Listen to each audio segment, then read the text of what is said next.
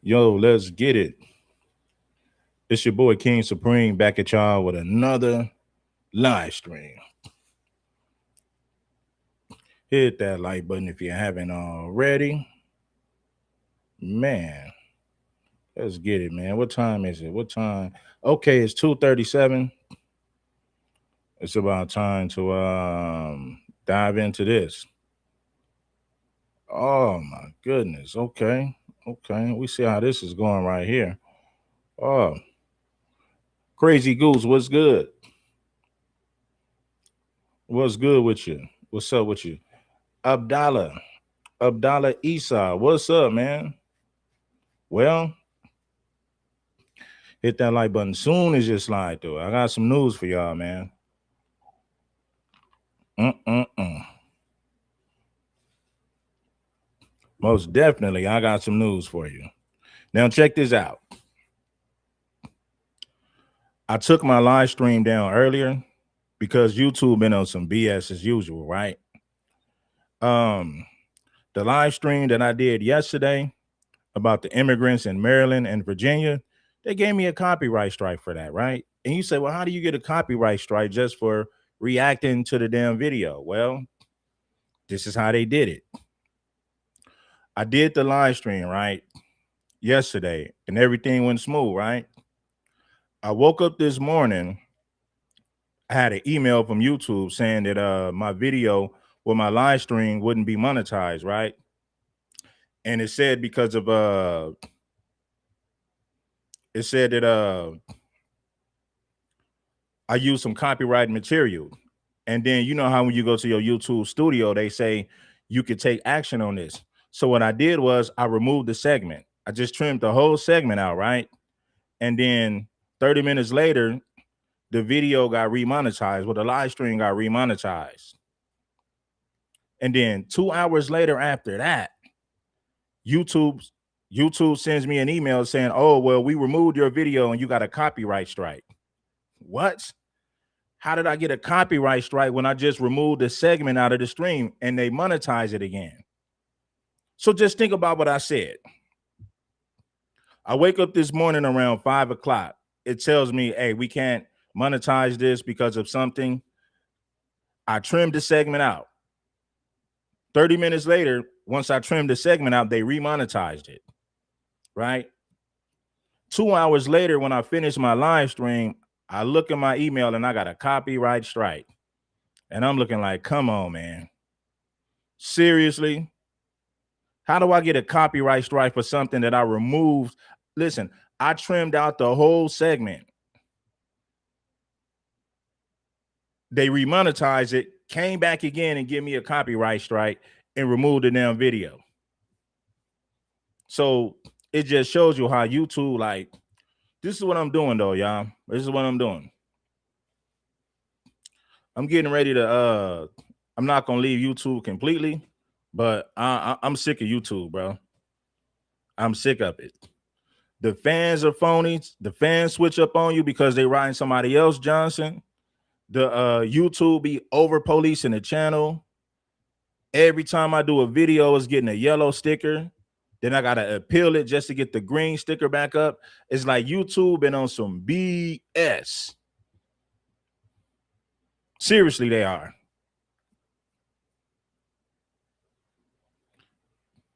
I trimmed the segment. I trimmed that segment out of my live stream just for them to come back 2 hours later and give me a strike for it after I trimmed it out. It's crazy, huh? Now, I don't know if that strike still stands because I got to appeal it because usually when you get a copyright strike or something, you can't go live for at least like 4 to 5 days. So I don't know what's going on. So I got to give YouTube, I got to send YouTube another email because usually when you get a strike, you can't go live again. You gotta wait for like 4 days, 5 days, or maybe even 7 days sometimes. Just depends on the first offense. But anyway, man, that's exactly what's going on. So I'm just letting y'all know the type of BS that I be dealing with on my channel. You got fans who are flip-floppers because you got YouTube over policing the channel. You got trolls, then you got trolls working overtime trying to sabotage the platform. I mean, it's crazy. It is crazy. Anyway, let's get into this content about Phil Scott and Haitians saying that pretty soon Donald Trump will come for us. All right, I heard it all.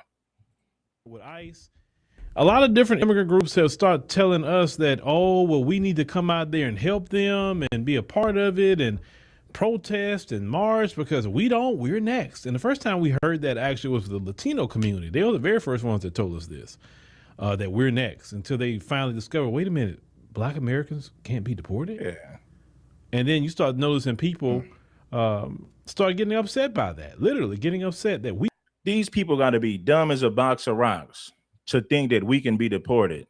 That proves that they're dumb and they don't know nothing about history, just ignorant. They were surprised when they found out that we can't get deported. It's like, how dumb are you guys? Do you guys study history?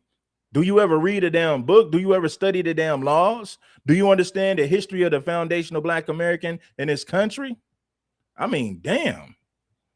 I know people can be dumb, but I didn't know people can be that dumb. You can't be deported like that, right? And you thought that would have went away, actually, by now, ever since people kind of found out about the 14th Amendment.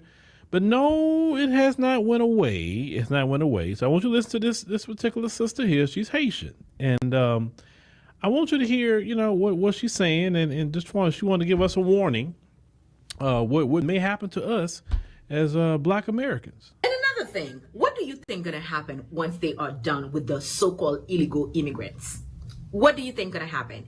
Even in my community, the Haitian community, I see some people celebrating. Celebrating for what? What are you celebrating for? Because they are cutting TPS for your brothers and sisters? How stupid that can be. But even green card holders are not safe at the moment. Have you looked around to see what's going on in this country? They don't give a damn about your green card. And once they are done with that category, what do you think gonna happen? They are going to proceed to the U.S. citizens, my category, the ones who wasn't born in this country. They are going to find a way to make you illegal. Do you understand that? Now, once they are done with us, who do you think is next? Black Americans. Y'all next. I can have all type of feelings y'all want to have about Haitians, Africans, or whatever, whatnot. But if you don't help your neighbors today, tomorrow when you need them, nobody will be there to give you a hand. I just don't understand the hatred. I don't understand how stupid you are, right? You guys can't help us. You guys represent like 1% of the country's population. We never needed you guys' help. The civil rights we got is because we fought for them. Everything that we got in this country is because the foundational Black Americans fought for it, not because of some damn immigrants or some damn Africans or Haitians helping us to achieve the goal. Everything we got in this country is because we fought for it. You ain't help us with nothing. On the other hand, your people come over here based on the things that we fought for. I mean, this woman is just dumb, man. I swear that the crazy part about dumb people, they don't know that they're dumb. The dumbest people in the world don't understand that they're dumb. That's crazy. For the people who so-called illegal. Okay. All right. So the Trump administration, yes, he's going after different people, taking their TPS away. Yes. They did mention that they was going to go after also people who are naturalized citizens, like the woman in the video. She said, excuse me. Hold on.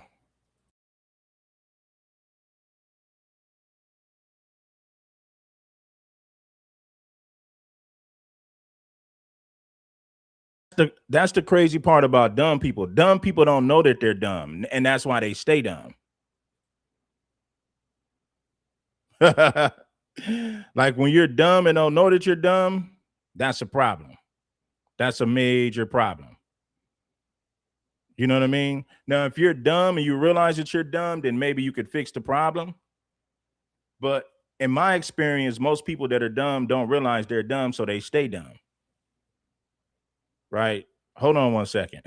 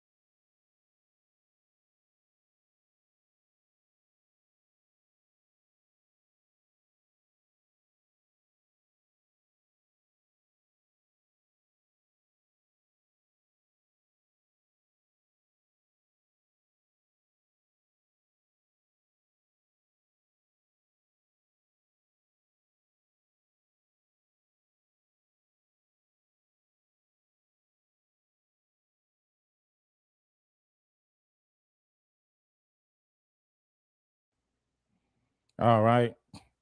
All right. Had to fix something, man. Something was a little off. So let's get back to the program. Yeah, the worst thing about dumb people is they don't realize that they are dumb. Right? They don't realize that they are dumb. Let's get it.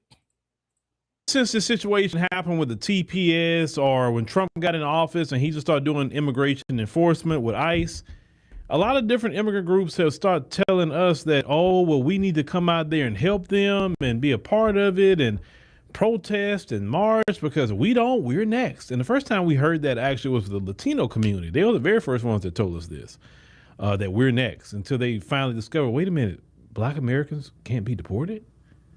And then you start noticing people start getting upset by that, literally getting upset that we can't be deported like that, right? And you thought that would have went away, actually, by now, ever since people kind of found out about the 14th Amendment.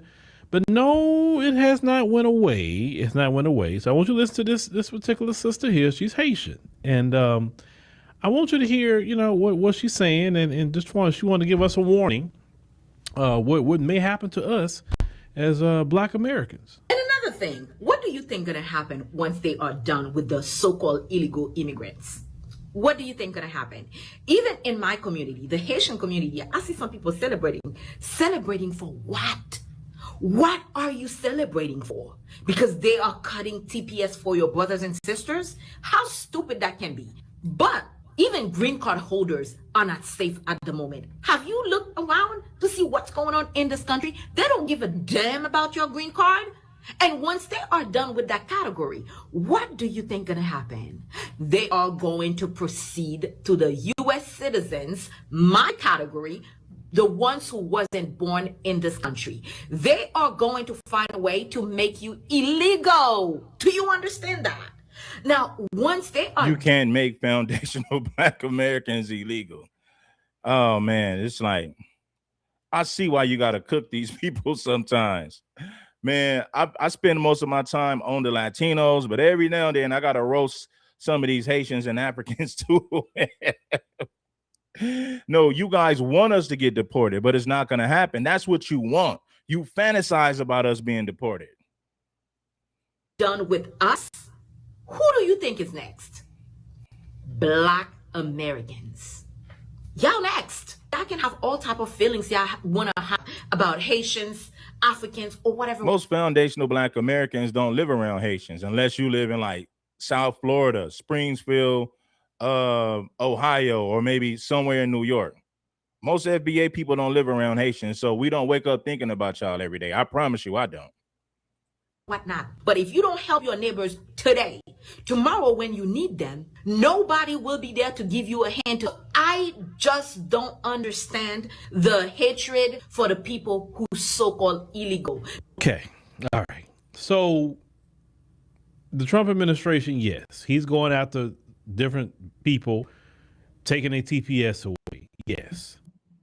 He did mention that they was going to go after also people who are naturalized citizens, like the woman in the video. She says she's a naturalized citizen. They were talking about trying to strip people's naturalization. Now, legally, that's not as easy to do. They actually have to commit certain crimes or whatever to get their citizenship stripped from them. So if she didn't. And then let me say this again. Foundational Black Americans voted for Kamala Harris. I mean, the majority of FBA people who did vote for Kamala Harris. So FBA ain't waking up with smoke for Haitians every day. Now, they're looking at these FBA people online, and most of these FBA people online talking like that, they're not even talking like that in real life. They're very friendly towards other Black people when they see them in public. Most black people don't even know what FBA is. If you go outside right now and speak to your average Black American and talk about FBA, they don't even really know what it is, bro. They're talking about a small group of people online that make content. Foundational Black Americans actually voted in you guys' favor. Kamala Harris would have never ended TPS. I'm going to say it again. Kamala Harris would have never ended TPS. Kamala Harris would have kept the borders wide open. And guess what? The overwhelming majority of FBA people voted for Kamala Harris. I mean, it's unfortunate that our people were that foolish, but in reality, that's who they voted for, Kamala Harris. So why are Haitians mad at the small percentage of FBA people that they see making videos online when in reality, FBA people actually voted in their favor?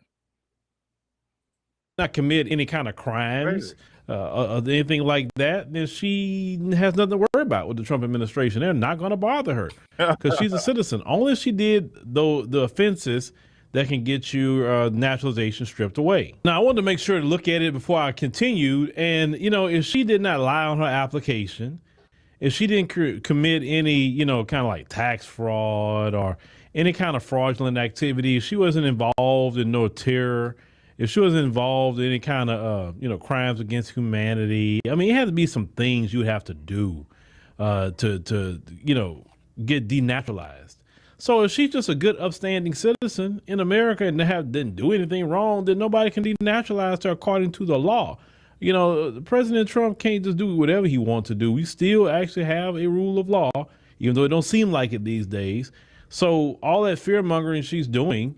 FBA people, like I said, I've been stressing this on my channel. FBA people voted for open borders. If you voted for Kamala Harris, you voted for open borders. Let's just make a long story short. So the Mexicans ain't got no reason to be mad at FBA. None of these immigrant groups got a reason to be mad at FBA. Why? Because FBA actually voted in their favor. FBA voted for open borders. They voted for Kamala Harris. So these idiots are wasting their time being mad at us. It's a waste of their time. It's a waste of their energy. And they would have a difficult time denaturalizing her. So let's stop there. Then you want to say, well, after people get denaturalized, they're going to come to Black Americans. Those of you who keep saying that, okay. Sis, you say you from Haiti. So they can deport you if they denaturalize you. They can deport you back to Haiti. Okay. What would they deport Black Americans?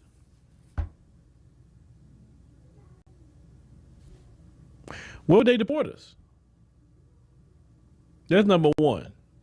Number two, there's no process to take the citizenship from an American citizen who were born here. There's no process on the books to do that. So how would the Trump administration be able to do that? Let's get out of feelings. Let's just speak factual things here. Okay? Black Americans, FBA, were in this country at the exception of this country. We built this country. The 13th, 14th, and 15th Amendment of the United States Constitution is related to us. So how, and there's no mechanism in the U.S. Constitution to take citizenship away from someone who was born here. Okay? So you would have to cross that hurdle first. If you could cross it, but you can't because there's no law for that, where would you deport Black Americans to? So all this, Black Americans, you next. When have we been first? We've been attacked ever since we've been here. We haven't had no place that we can say, you know what, I'm gonna get up and I'm gonna go to this country. You guys got your homeland you can go to. Ma'am, you can go to Haiti anytime you would like to. We're here. That's why we have to fight the way we fight, because we don't have nobody else to other place to flee to. We don't have that. So we got to stand 10 toes down here. We got to make sure things are right here. The reason why you are here is because of us standing 10 toes down. We didn't have no ability to go leave and go to another country. No, we have to fight in this country. This is our homeland. So I know some of you having a difficult time, and I know the reason why you're having a difficult time, because in y'all mind, this is a white country in your mind. They're ignorant, man. Like it's amazing how ignorant these people are. And like I said in the beginning, the most dangerous part about a stupid person is they don't realize that they're stupid, which is why they never get smarter, because they don't realize that they're actually dumb. Maybe if they realized they were dumb, they would do something to fix it, like maybe study more, maybe try to learn something. But the most dangerous thing about a dumb person is they don't even realize that they're dumb. That's why they stay dumb. And that alone makes them dangerous. So you think only white people is the one that belong? Only white people is the one that can be born here and considered Americans, and everybody else who's non-white is an immigrant. And what y'all have been finding out through the Trump administration, that Black Americans, foundation of Black Americans, are not immigrants. We are rooted in the soil of this country. We are grounded here, and you can't take us out of here unless we chose to leave. So all that, Black Americans, you next. There's no law on the books to take away a citizenship from someone that was born here. Not a one. So no. You would think that they'll understand that, but the reality of it is they don't understand something as simple as that. That's crazy. They don't understand the 13th or 14th Amendment. They don't understand nothing about the American Constitution. They don't even matter of fact, they don't know nothing. They're just glad to come over here and benefit off of what we fought for. Do they understand the laws of this country? Absolutely not. Do they understand the history of this country? Absolutely not. You come over here to freeload. You come over here to benefit from our struggle, but you don't know a damn thing about the culture. You don't know a damn thing about the history of this country. That is truly pathetic and sad. No, we're never going to be next in the sense of we got to worry about the ICE van pulling up in front of Black American neighborhoods. You imagine, you know what I'm saying? ICE pulling up to Acres Homes and talking about, yeah, we're going to get the Black Americans. Everybody laugh at you, but they're not going to do that.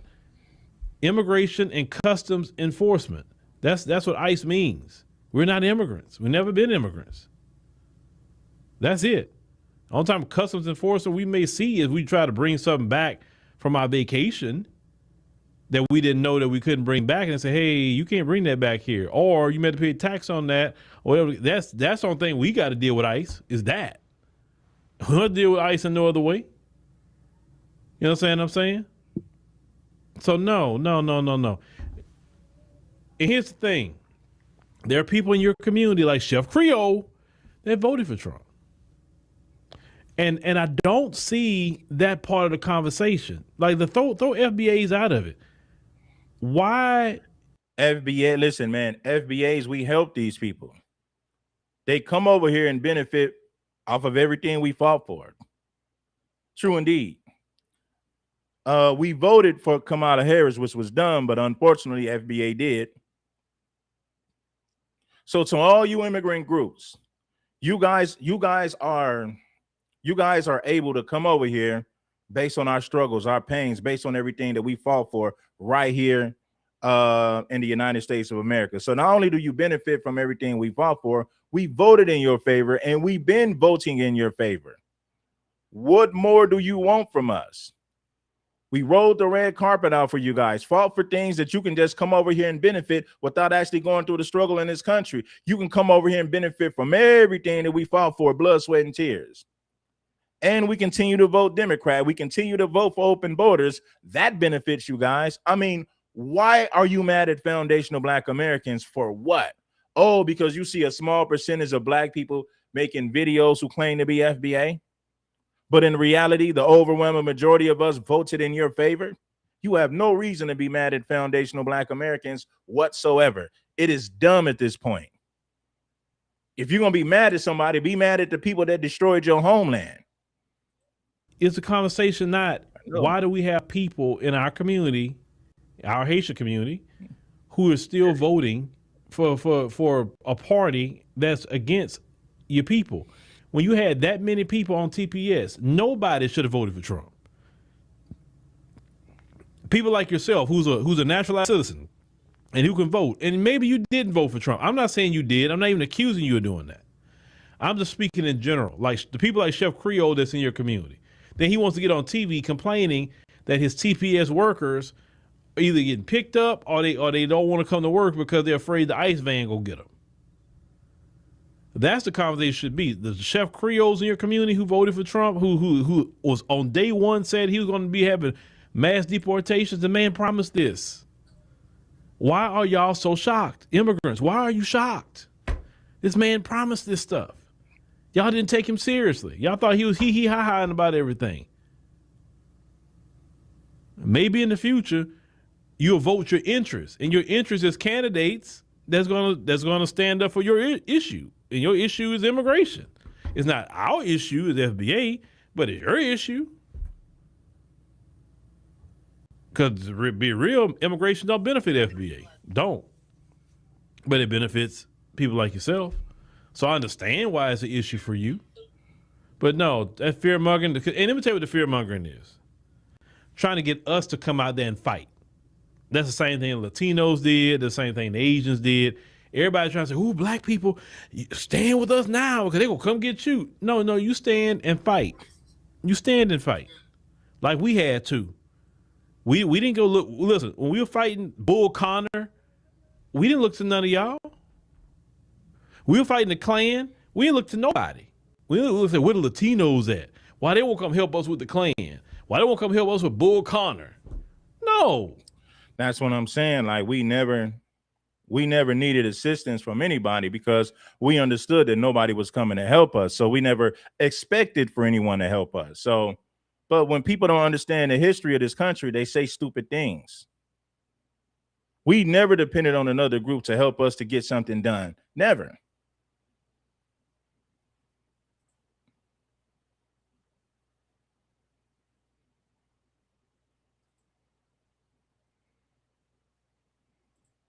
We didn't have any of that help. We had to stand 10 toes down on our own to go against them, to fight for freedom, justice, and some sort of equality. Everybody trying to get us to come fight. No, we're not nobody's slave. We're not fighting for nobody. We fight for what we need to fight for. But we're not fighting ICE. So, I mean, it's what do we get out of that? Think about it. Let's just take emotion out of it. What do we as FBA get out of fighting immigration and customs enforcement? What do we get out of that? Nothing. Seriously, what are we getting out of it?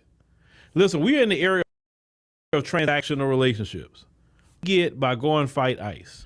Right. You got to think, man, this is the era of transactional relationships. Relationships ain't real no more. You know what I mean? Good luck if you're trying to find true, authentic love. Most people are just looking, well, not men. Because men ain't looking for a woman to take care of them. Most of these chicks out here are just looking for somebody to take care of them. They're not looking for genuine love. All these other groups just want you to fight for them while they benefit off of everything that we do while we get nothing in return. So everything is transactional. Relationships are transactional. Relationships with other groups, with other races, that's transactional. Everybody's trying to use us for something, especially as a black man. Oh, you need to be a provider and take care of this woman, even though she comes with children from another man or other men. You be the provider for this woman. You're like, okay, what do I get out of it? What do I get when I do that? Absolutely nothing. So just know this, black man. They expect you to do everything, but not to get anything in return. Same thing when you look out for these races. They come over here and benefit from everything we fought for. What do we get in return? Absolutely nothing.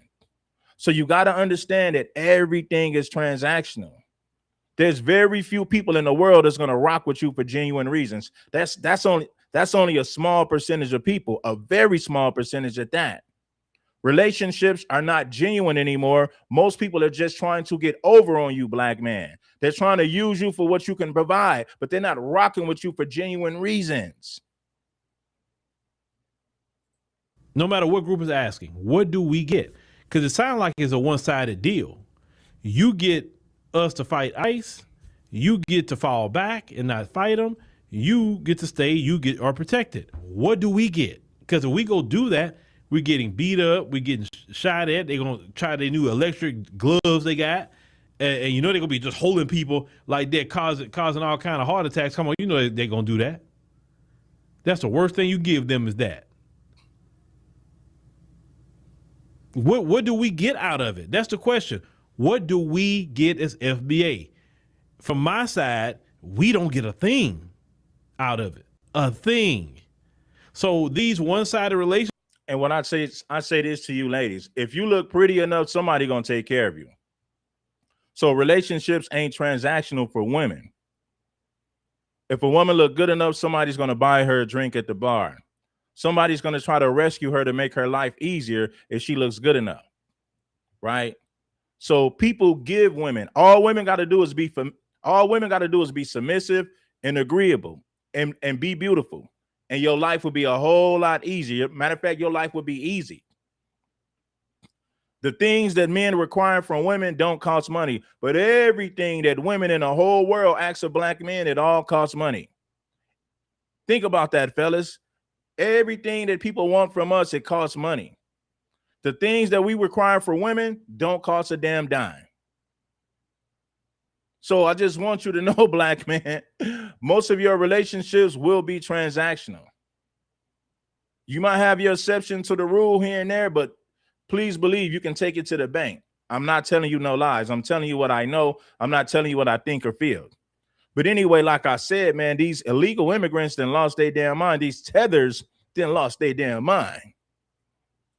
It's just not going to work in this era. No, we gonna fight with somebody. It's gonna be transactional. You get something, we get something. No more one-sided relationships. That's just not going to work. It's not going to work. Sorry. We have to get something out the deal. And y'all know good and well, no immigrant group can offer us anything. You can't. They don't have anything to offer, right? They just don't. So as a man, you have to understand that everything is transactional. There's very few women that's going to rock with you for genuine reasons because she likes what you stand for. She likes the type of man that you are, right? For the most part, it's transactional. They want to see what you can do for them. Can you make their lifestyle better? So you must understand that, black man, especially in 2026 moving forward. The things that women and the world require for you, it all costs money. The things that we require from women, none of it costs money. Be beautiful, be submissive, be cooperative, be agreeable. None of that costs money. And the sad part about it is they can't even do that. Now imagine somebody demanding that you take care of them and that costs money for you to provide, but they can't even give you something that doesn't cost money in return.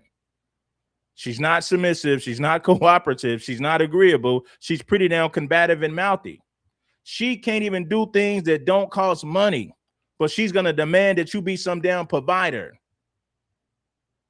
The same thing with the immigrants. They want to benefit off of our blood, sweat, and tears. They want to benefit from our labor. Black man, hey man, it's time to wake up and realize hey man, the cards are stacked against you. Realize and recognize what you're dealing with. I'm not making none of this stuff up. Well, you could, but you choose not to. And even then, we kind of like, we good, because then if you get good and we get the white man off your back, then what you gonna do? Go right back to calling us lazy and saying we criminals and all that. Like, so I'm just saying, we haven't gotten that, not the deal. So it'd be difficult to deport you, ma'am, because you're naturalized. And that's all right. Let's go to the next clip. You got this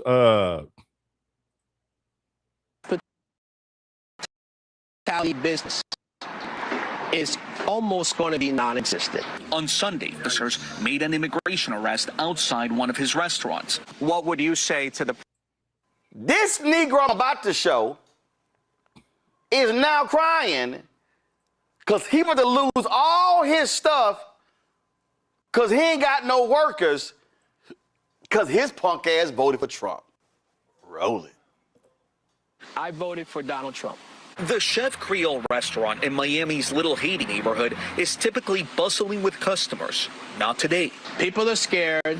Owner Wilkinson Sajor said Nah, a woman ain't got to look like Beyonce to get that treatment. If a woman looks decent enough and she's pretty, some man gonna take care of her. Some man gonna help her with her bills.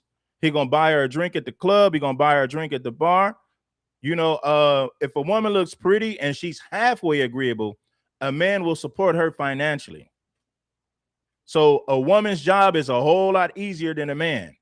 If she looks good and she's feminine and cooperative, somebody's going to take care of that woman. it's not just the clientele. After 34 years in business, he's lost his entire management team at 7 locations and will likely have to shut. Well, Chef, this is Chef Creole, man. You know, you voted for Donald Trump, man, so you got to stand on it. You know? Miami's Little Haiti neighborhood is typically bustling with customers. Not today. People are scared. Owner Wilkinson Sajor says it's not just the clientele. After 34 years in business, he's lost his entire management team at 7 locations and will likely have to shut down 2 stores due to the end of temporary protected status. The end of TPS means for me that my future in the hospitality business is almost going to be non-existent. On Sunday, federal officers made an immigration arrest outside one of his restaurants. What would you say to the president that you voted for? He sold to me that he is a businessman and that he will be making business decisions. Do you regret your vote? Yes, I do.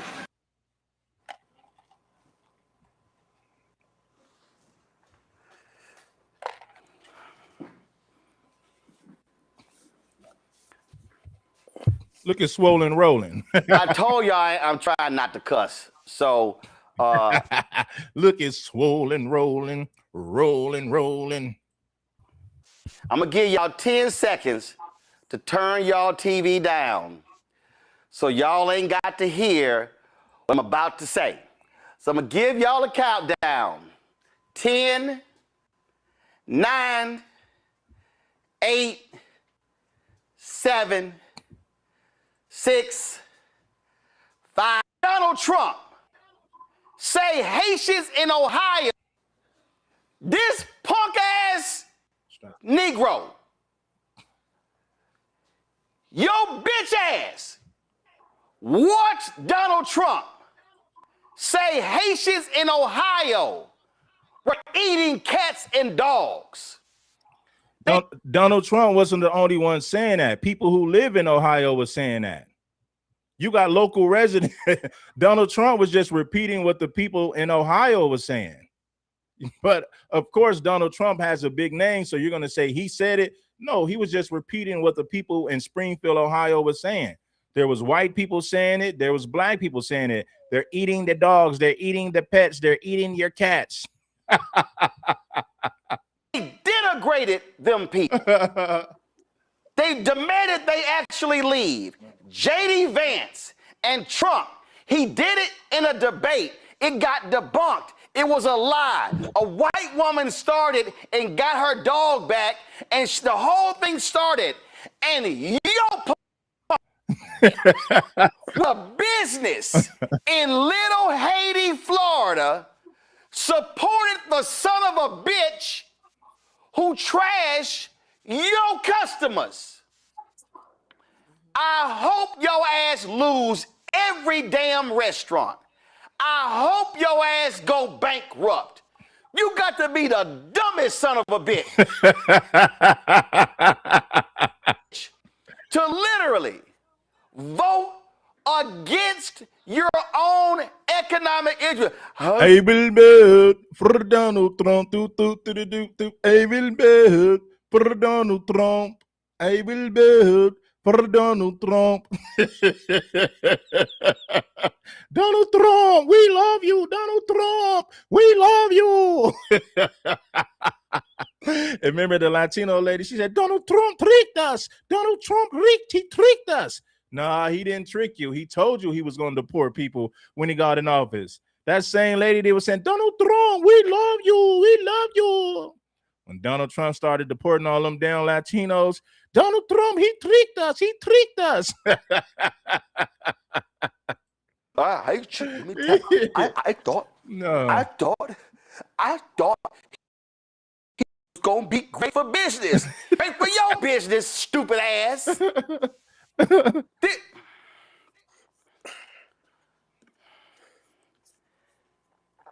Y'all, I do not feel sorry for him. I shed no tears for him. I believe he is stupid and ignorant. You slit your own throat. How in the world your business, you call yourself Creole Joe or Creole Chef? The language spoken in Haiti. Your business is in Little Haiti. Donald Trump told us he wanted to get rid of the Haitians, and your dumb ass still voted for him. I will vote for Donald Trump. I will vote for Donald Trump.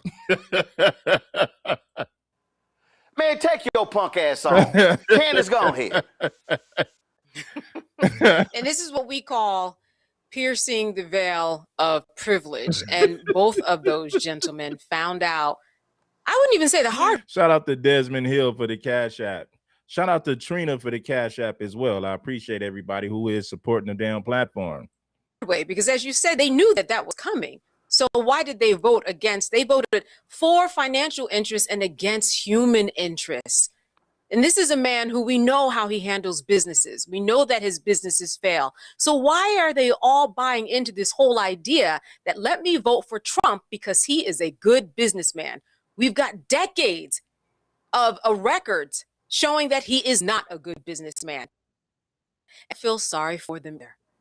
And look at the difference in the privilege that they have. The white man said, I've got enough money to buy anything, to buy her out of anything. The black man said, what? I got to close down. Au revoir. Right?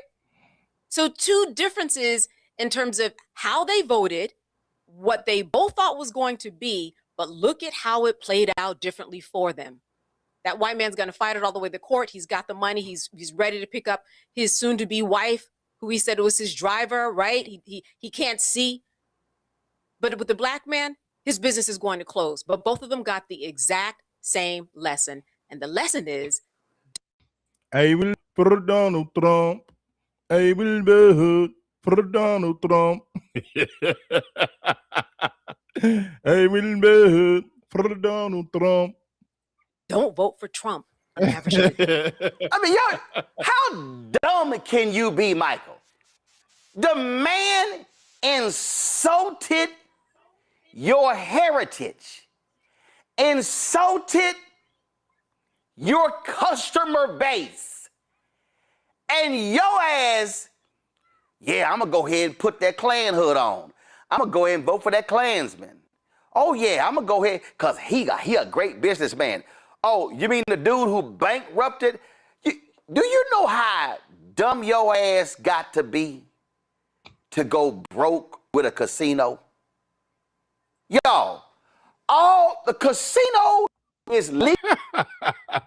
Look at Roland Martin sweating off pork chop grease. Won't put down the pork chops and ham hock. And he want to sit up there and run his mouth.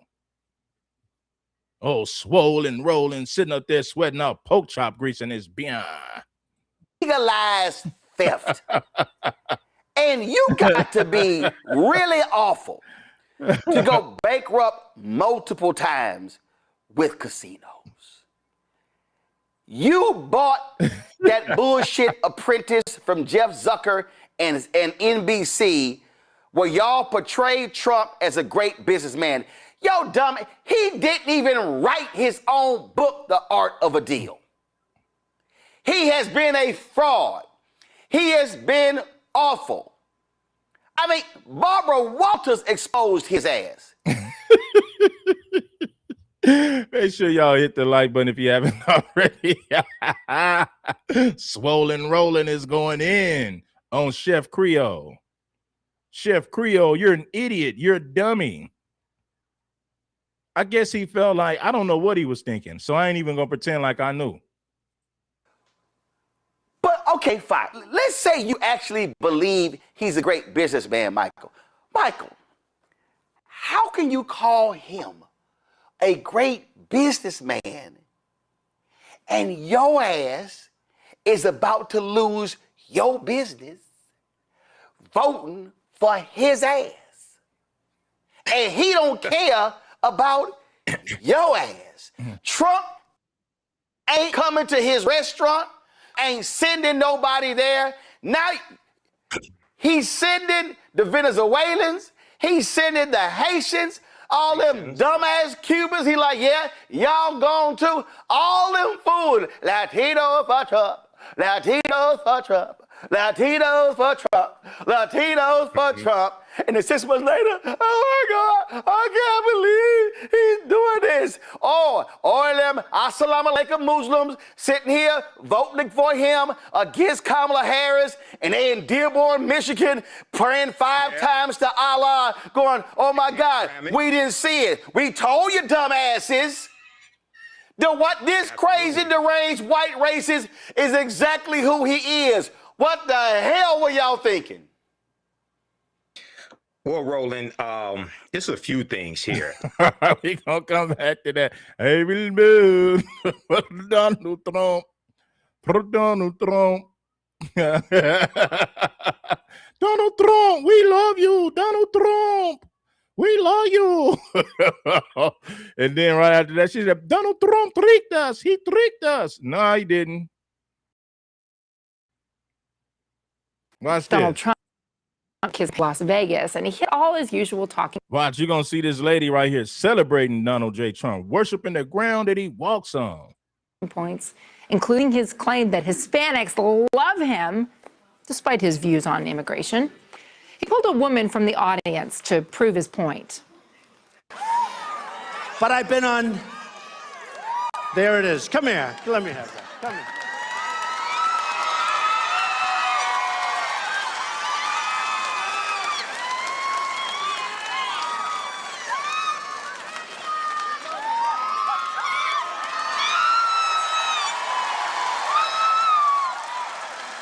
So let me say this.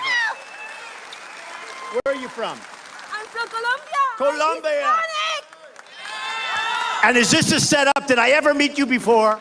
Huh? I'm Hispanic and I vote for Mr. Trump. Vote for Mr. Trump. Yes, Mr. Trump. We love you. We love you. All the way to the White House. I swear to you, I think she's totally beautiful and great. I never met her before, I swear. This all started with a People magazine. So here's the story. So I love the story. They couldn't have been nicer. Nice story, right? Couldn't be nicer. But I don't know what happened. They played with my nose. I don't want touching. I don't want touching. So I'm looking. Now you'll tell me. How's my nose? Right? That's fine, right? It's beautiful and perfect. Says this man. I have a wart on the end of my nose. Can you believe it? And I said, oh my, I don't have to look. It's terrible. But that's okay. Because they meant it well. I think they wanted to make me look like, we remember Carrie? I'm going to show you the video 5 minutes later. Now, she said, Donald Trump, we love you. Now she's saying, Donald Trump tricked us. He tricked us. Nah.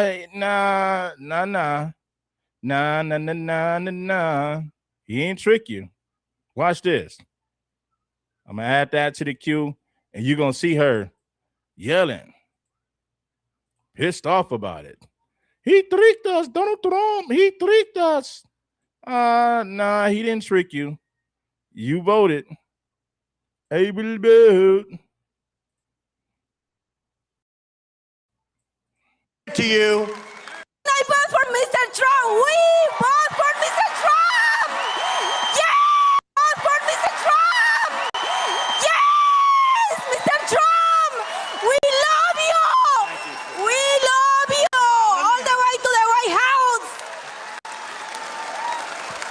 watch this. 5 minutes later.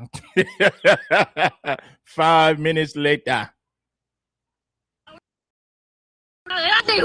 A wave of disappointment.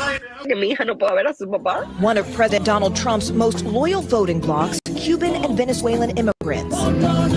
Now speaking out in Donald Trump. Miami, a Republican stronghold, as the recent wave of deportations hits home and the Trump administration moved to end temporary legal status, or TPS, for more than 500,000 people who arrived during the Biden administration. Elena Conde says she came here from Cuba on humanitarian parole.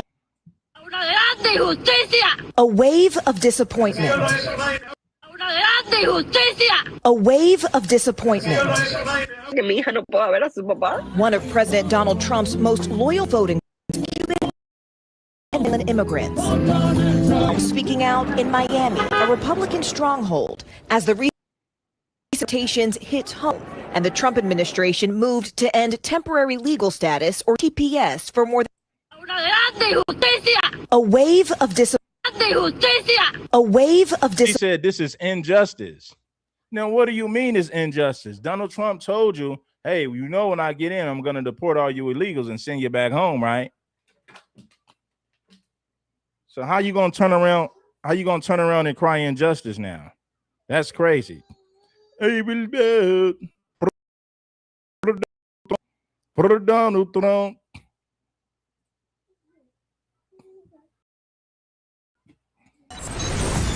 Popular local chef is facing backlash as the Trump administration ends TPS protections for Haitians. You may know him as Chef Creole. Now he's speaking out. Our Magdala Louisan is in the newsroom with his story.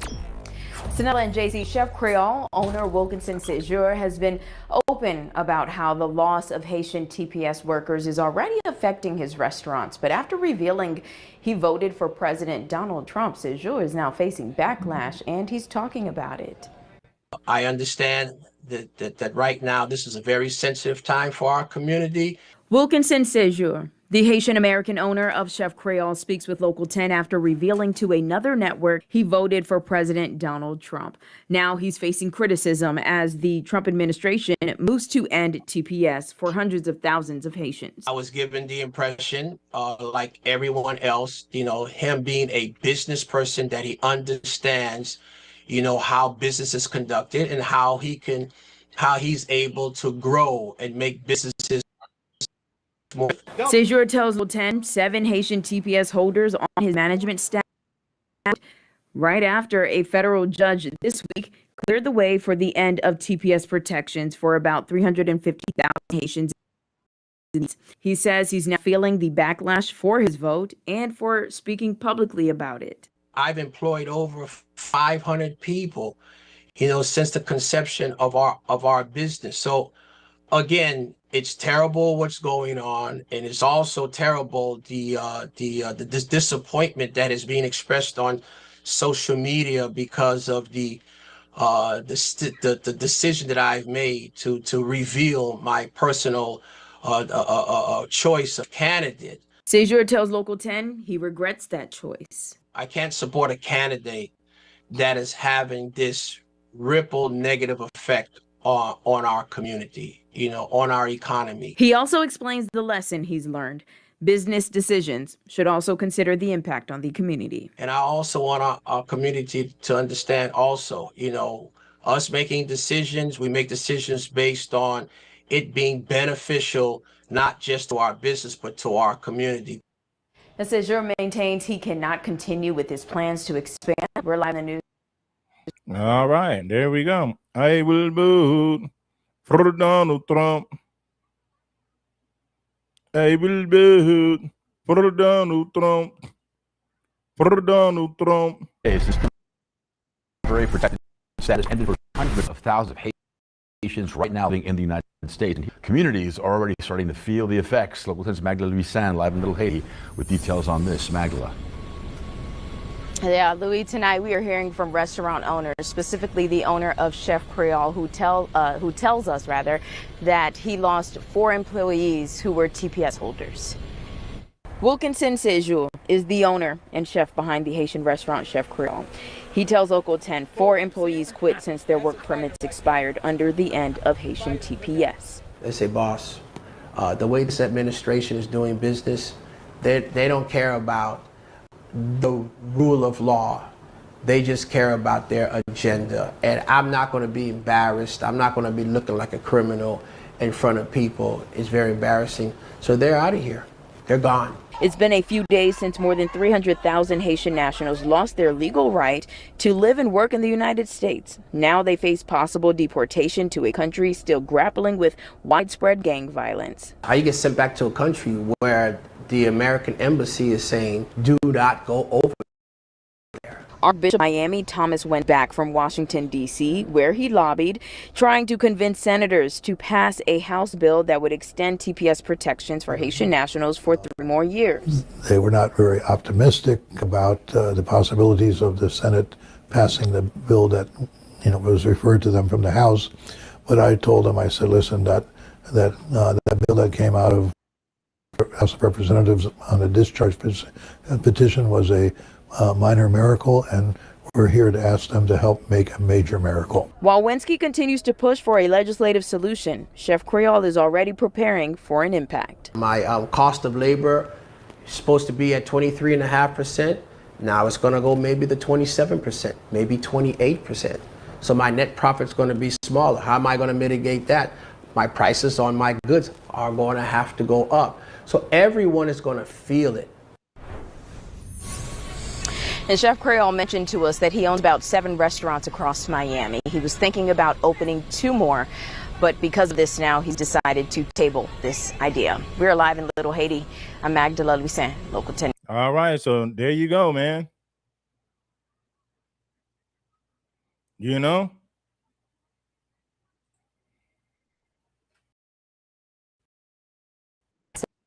In the living in uncertainty. This comes after temporary protected status, or TPS, expired this week. It's a legal status that allows people to live and work in the U.S. if the federal government deems that their homeland is unsafe to return to. But now that it's ended, many Haitians here in the Piedmont Triad say they're worried they could be targeted for deportation. Fox 8's Justin Lundy joins us live in the studio after speaking with Woodson Simon, the president of the Triad Haitian Community Association. Justin, what did he share?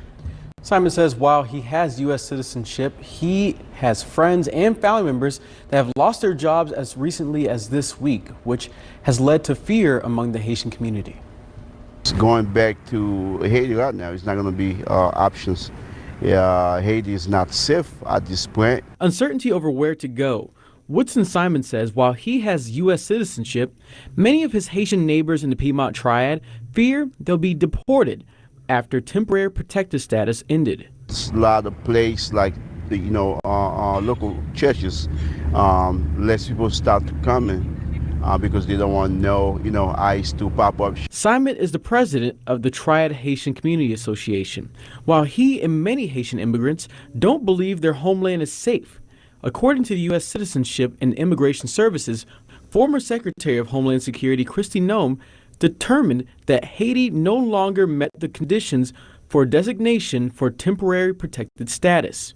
Since the program ended, Simon says many of his friends have lost their jobs. My friend was working, at like hotel place. They, ended them. They said they can't continue work there anymore because of the, TPS ending. TPS for Haitians first began in 2010 after a devastating earthquake. In June, a U.S. Supreme Court decision allowed the Trump administration to end those protections.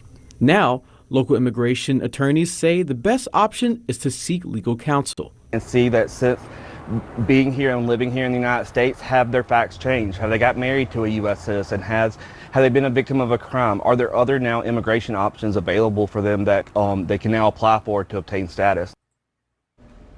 I reached out to people who may have had their TPS protections expired, and many of them did not feel comfortable speaking on or off camera.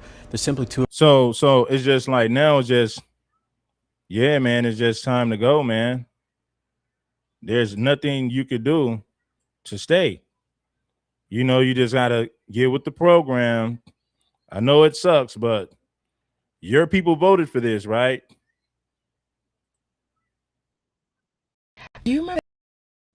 That Cuban band is saying that song, I Will Vote. I was wondering what happened to them. And so I did a bit of research and I came across something I thought all of you would find very interesting indeed.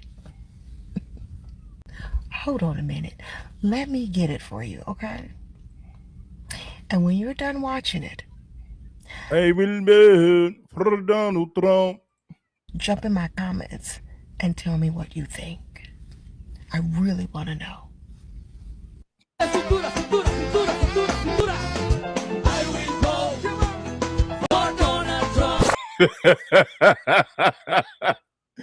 will vote for Donald Trump. It's been happening frequently at the 333 Miami Avenue Federal Court building. It's been happening.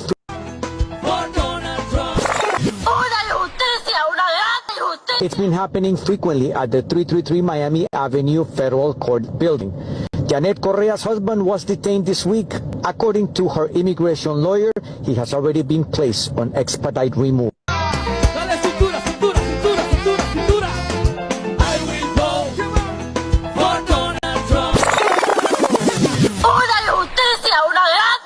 It's been happening frequently at the 333 Miami Avenue Federal Court building. Janet Correa's husband was detained this week. According to her immigration lawyer, he has already been placed on expedite removal. Do you guys remember this lady?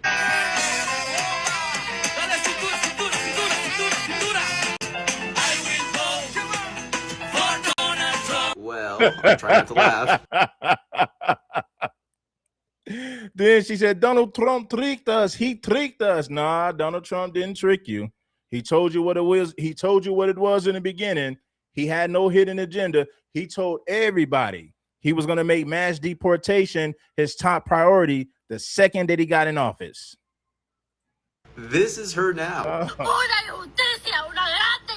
It's been happening frequently at the 333 Miami Avenue Federal Court building. Janet Correa's husband was detained this week.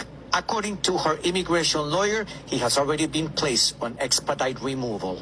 They voted for Donald Trump. Donald Trump deport. You heard that right, guys. Janet Correa, the famous kid, for Donald Trump. Donald Trump. Removal. They voted for Donald Trump. Donald Trump deport. You heard that right, guys. Janet Correa, the famous Trump singing lady, has had her husband detained by ICE. And not only that, but he got put on expedited removal. They want him out of the U.S. They don't want him. But of course, we've been telling them this all along. They don't want you, bro. Also, do you remember the time I went viral because I told people to call ICE on Latinos for Trump and the family members of Latinos for Trump? It looks like it's happening, and I couldn't be happier. You reap what you sow, and I stand by what I say. Only place where commentary meets clarity and satire serves with side-eye and receipts. If you're new here, hit that subscribe and shout out to all the stitches, duets, originators, and accidental YouTube investigators keeping this internet chaotic but mystery wrapped in. Or your next day, ISIS got. I will vote for Donald Trump. Dun, dun, dun, dun, dun, dun. I will vote for Donald Trump. Dun, dun, dun, dun, dun, dun. I will vote for Donald Trump. Donald Trump, we love you. Donald Trump, we love you.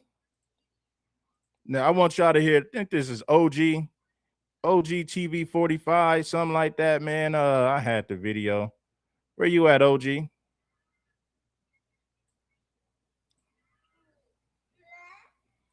Understand in Florida, he's losing his mind, losing his business because he lost all his employees because they was Haitian TPS workers. And guess who he's blaming for it all? My biggest issue in this industry is the Americans just don't want to work. Chef Creole, with your stupid ass. Let me talk about this. Now, I know here in America, I don't care where you were raised, what state you was in. I really don't even care if you're black or white. With a certain saying, as soon as you started playing around other kids, be it your siblings, your neighborhood friends, your schoolmates, as soon as you got around other kids, you were taught a saying. One rotten apple. Now listen, when he said that Americans don't want to work, we know what he's saying. He's saying black people don't want to work. When the way for your monkey ass to come to the country in the first place. But that's really what he's saying, man. Black Americans are lazy. They don't want to work. Now that Haitians got to go back home, I don't have nobody to hire to work in my restaurant. Okay. Apple can spoil the bunch. We all heard it. We all heard it. It's drilled in our head. It's drilled in our culture. And I feel like a lot of these immigrants from Africa, the Caribbeans, these other places, they don't understand the concept of one rotten apple can spoil the bunch. Ultimately, these jobs could have been held by those who are American. Ha! It's a joke. I got 4 people that's been gone. Ask me how many Americans are tearing my door down looking for a job. My biggest issue in this industry is the Americans just don't want to work. They don't, especially the service industry. If that was the case, why would I be in terror in my mind and so pessimistic about opening more businesses when all of this is coming to light? There ain't no wrong lines when Americans say, I want to come work at Chef Creole. There isn't. And I can tell you that other businessmen will echo the same thing. Everyone is saying the same thing. There's no Americans that want to work. They just don't. And I can see why. They're free. They're free to be complacent. They're free to say that I don't have a 911 in my life tomorrow. I can say, let me go look for another job after I've given these people maybe 3 months of my time. But I'm Foundational Black Americans are not going to work for those low wages. Now, if you paid them what they was worth, I'm pretty sure they would show up to work for you. Why would foundational Black Americans work in a service industry that's similar to slavery? We fought to get out of slavery. Why would we go back to it voluntarily? Makes no sense. I bet if Chef Creole was paying some decent money, you know how many foundational Black Americans would work for him? You can't work us like slaves. We're not going back to the plantation. You got to bring in immigrants for that, buddy. Oh, they just don't want to work. They don't want to work for pennies. just going to leave them hanging and maybe go to another place and try to look to do that. And there's nothing wrong with that. Now, if that wasn't a contradiction, there is nothing you said when describing said freedoms that would give us any indication that you didn't have a problem with it. You complained about the freedoms. You spoke about the freedoms in a negative aspect and then turned around and said, well, I don't have a problem with it. During the process of my doing research, I was perusing through some. See, when they say FBA don't want to work, they're not being honest with you about how much they're paying. If I guarantee you, if that pay was good, FBA would knock on his door to say, hey, man, can I get a job? Can I work here? You're paying people pennies on the dollars, which is why only immigrants want to work there. Let's be real. To get a feel for the grassroots Haitian community and what they had to say in reference to Chef Creole. And I found this one comment particularly interesting. It reads, his staff was full of underpaid Haitians, some as low as $4 to $5 an hour. Exactly. That's exactly what he was paying them. He was paying those people pennies and crumbs. Why would foundational Black Americans voluntarily go back to the plantation when they fought to get off of the damn plantation? Make it make sense. You better sit up there and pay them damn immigrants pennies. That's the only people that's going to work for that. Hiring these illegal immigrants is the closest thing that you'll ever get to slavery. And they want FBA to go back to the plantation. And when we refuse to work for pennies, you guys are just lazy and don't want to work. We don't mind working. We don't want to work for pennies. We don't want to go back to slavery. We don't want to go back to the damn plantation. Slaving in them kitchens. Free game. The reason like him voted against TS holders. His staff was full of underpaid Haitians, some as low as $4 to $5 an hour. Slaving in them kitchens. Free game. The reason people like him voted against TPS holders is because on Biden, many Haitians that had zero status in Miami got TPS and legal work authorizations and had options to work anywhere. And businessmen like him didn't like that. They couldn't use them and voted for Trump. So don't tell me that there are Americans complaining about working. Don't tell me that, because I am in the industry and I know better. A lot of immigrant-owned businesses do not have a lot of Americans working there. Okay? And he said the reason. He said because they're free. Because they're free. Yeah, they're free and they don't want to work for pennies. They don't want to go back to slavery. That's why they're not knocking on your door to get a damn job. Foundational Black Americans fought to be free. Why would they volunteer to go back to slavery? I mean, make it make sense. The immigrants are the only people that want to work for that raggedy ass restaurant to make pennies on a dollar every single hour. What they call lazy. When you have options to up and leave a job and go to another job, oh, that's when they call you lazy. So whenever someone calls Americans lazy, what they're really saying is that Americans have options. Now, whether you're paying Haitian immigrants $4 to $5 an hour, or you're actually paying the industry standard of $15 to $17 an hour, that still is not enough money for an American adult to survive in this economy. It seems as though you were just banking on Trump status or whatever, but allowing them to still be here. Like you was okay with that. Then you could capitalize on these numbers right here. The average minimum wage in America across the country, when you add up all the states together, is $11.36 an hour. The average. Think about the cost of living, right? So the cost of living is going up, but the amount of money that they're paying on these jobs is going down, or at least staying stagnant. But the cost of living goes up. That's crazy. Average minimum wage in Haiti would be the equivalent of 96 cents per hour.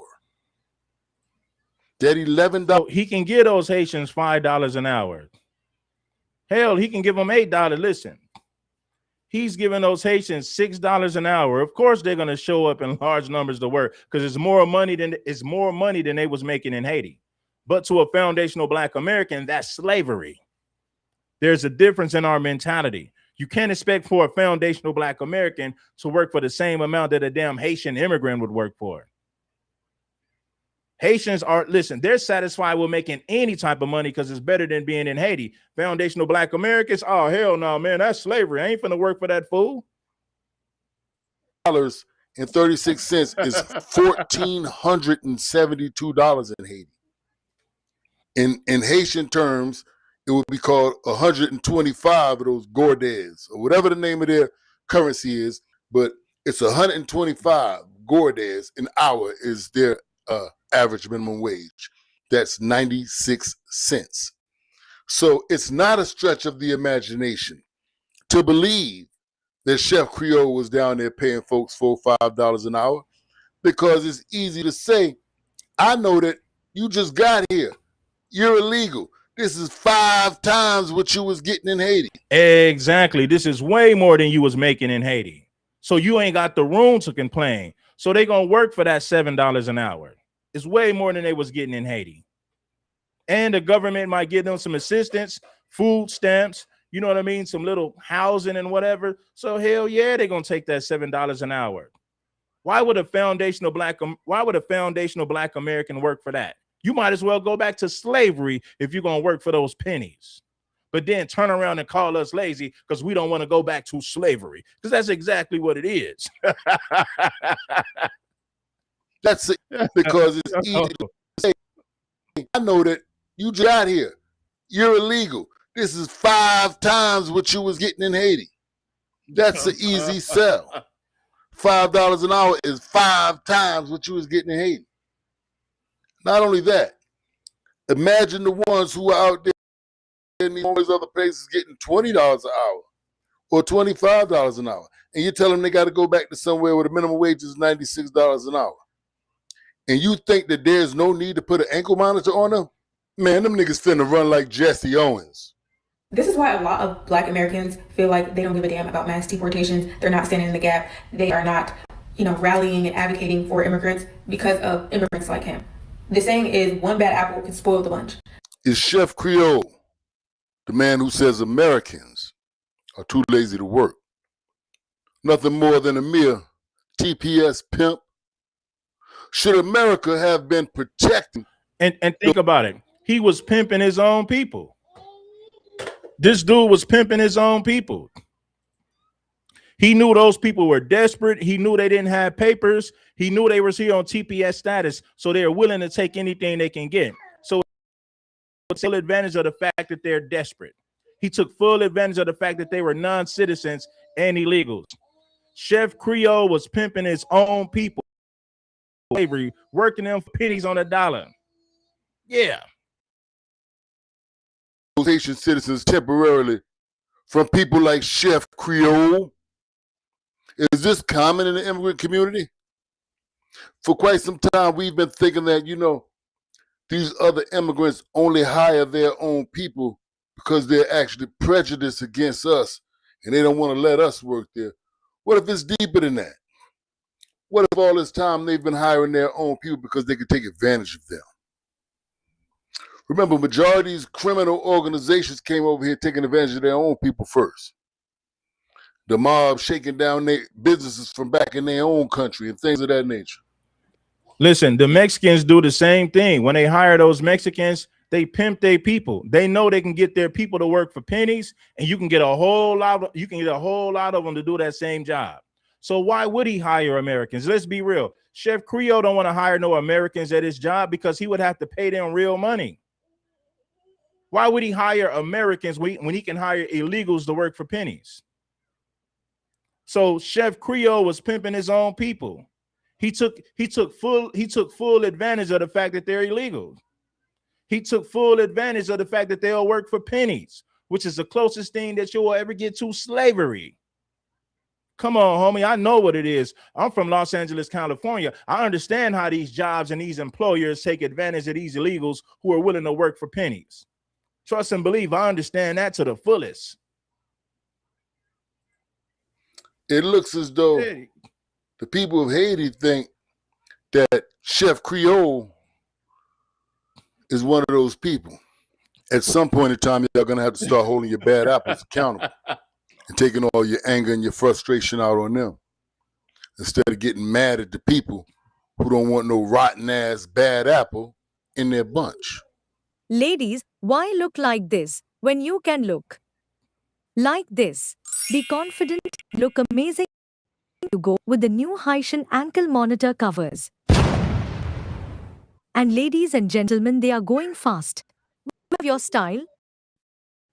So order now. This is Pierre. Pierre recently lost his TPS status and he was very depressed. One could see his hunter. But now, Pierre is beaming with confidence. You can't even tell he is wearing the Haitian ankle monitor. The 3-D effect makes the Haitian ankle monitor cover appear sleek and aerodynamic. Again, that's Cash App OGTV 4964. This is a limited time offer. So please, move fast while supplies last. Dude, for Donald Trump. Yeah. He's the first president heard Hoover during the Great. I voted for Donald. The Chef Creole restaurant in Miami's Little Haiti neighborhood is typically customers. Not today. People are scared. Owner Wilkinson Sajor says it's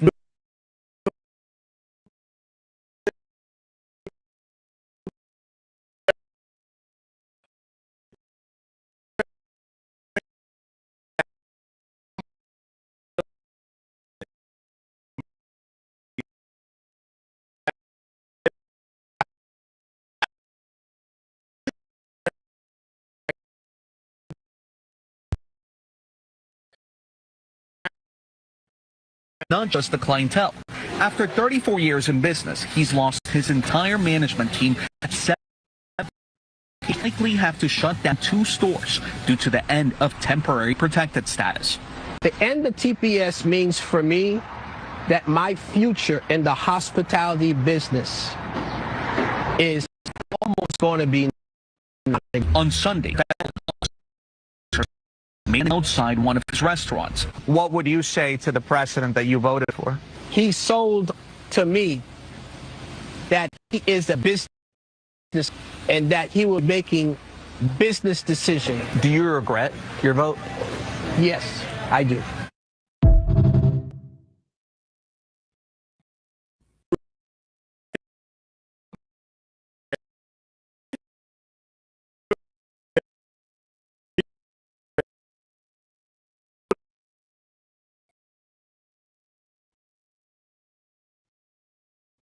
on Michigan. Oh my God, we didn't see it. We told you, dumbasses. This crazy deranged white racist is exactly who he is. What the hell were y'all thinking? Well, Roland, there's a few things here. So they're stuck on stupid. Many of them are sexist. And the other thing is, when you have somebody like Chef Creole, who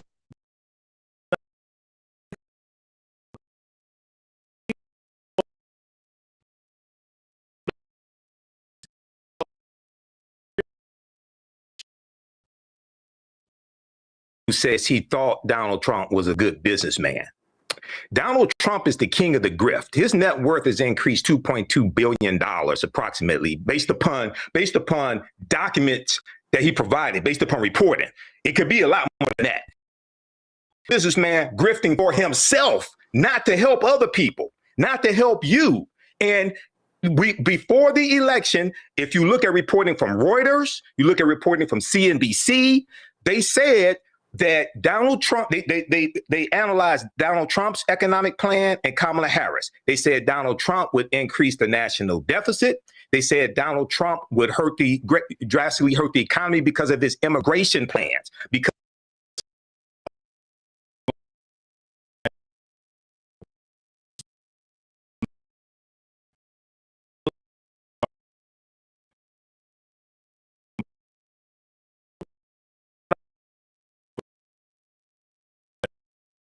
of this ICE raid, okay? And they said Kamala Harris' economic plan would be much better for the country. So you go vote not only against your own business interests, the community that you serve, but against black people. Because keep in mind, Donald Trump ran on the campaign of unleashing the police. Who do you think he was going to unleash the police against? Okay? Donald Trump ran on the campaign of anti-DEI. Ran on the campaign of attacking African-American history, black history, things like this. So when I see somebody like that, it'll be a little different if it was the first time Donald Trump was running for president, but he left office the first time with a negative job creation of 2.5 million jobs. What type of good businessman is that? So I just have to look at somebody like Chef Creole, like he's stuck, and ask him, why didn't you vote for Kamala Harris, who had a agenda for African Americans, who had a black male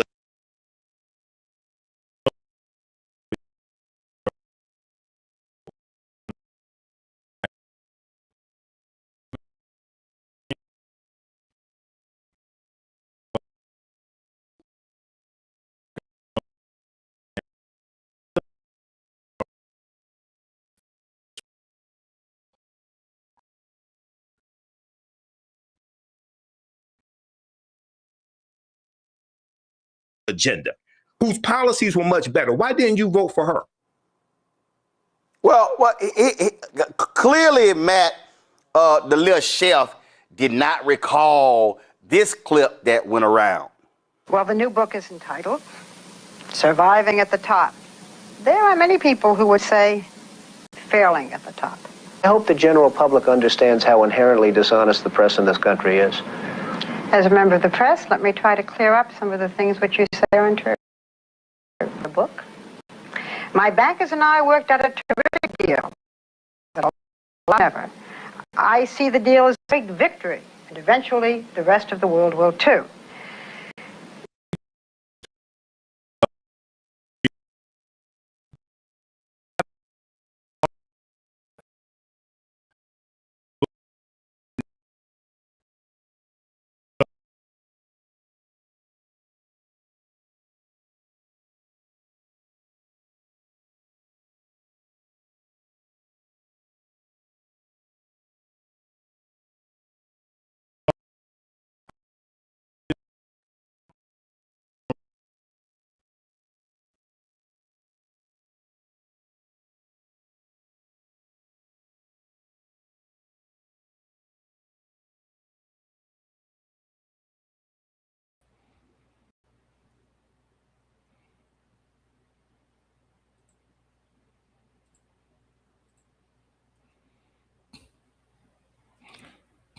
Let's see if we still choppy, man.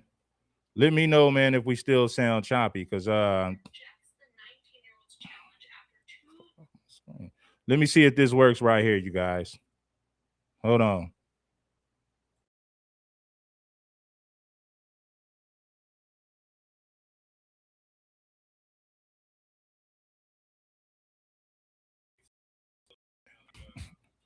So let me know now, man. Do we still sound choppy, or do we sound a little bit better, man?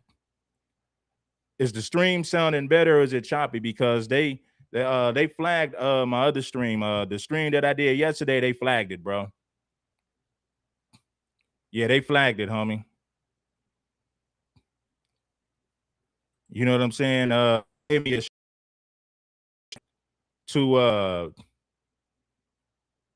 to one of those immigrant shows, man. And it's crazy how they did that, because what they did was email this morning, and I'm gonna get back into this. So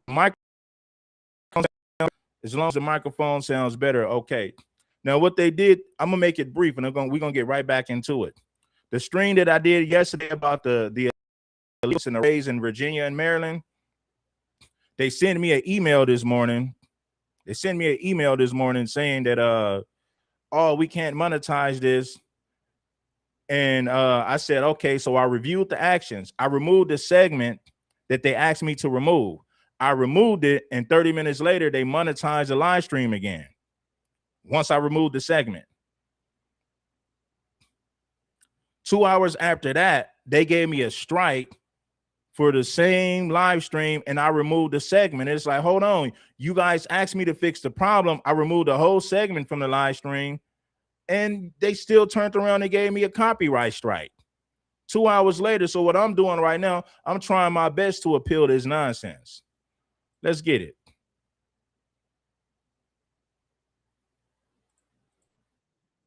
The other thing is voting for his ass.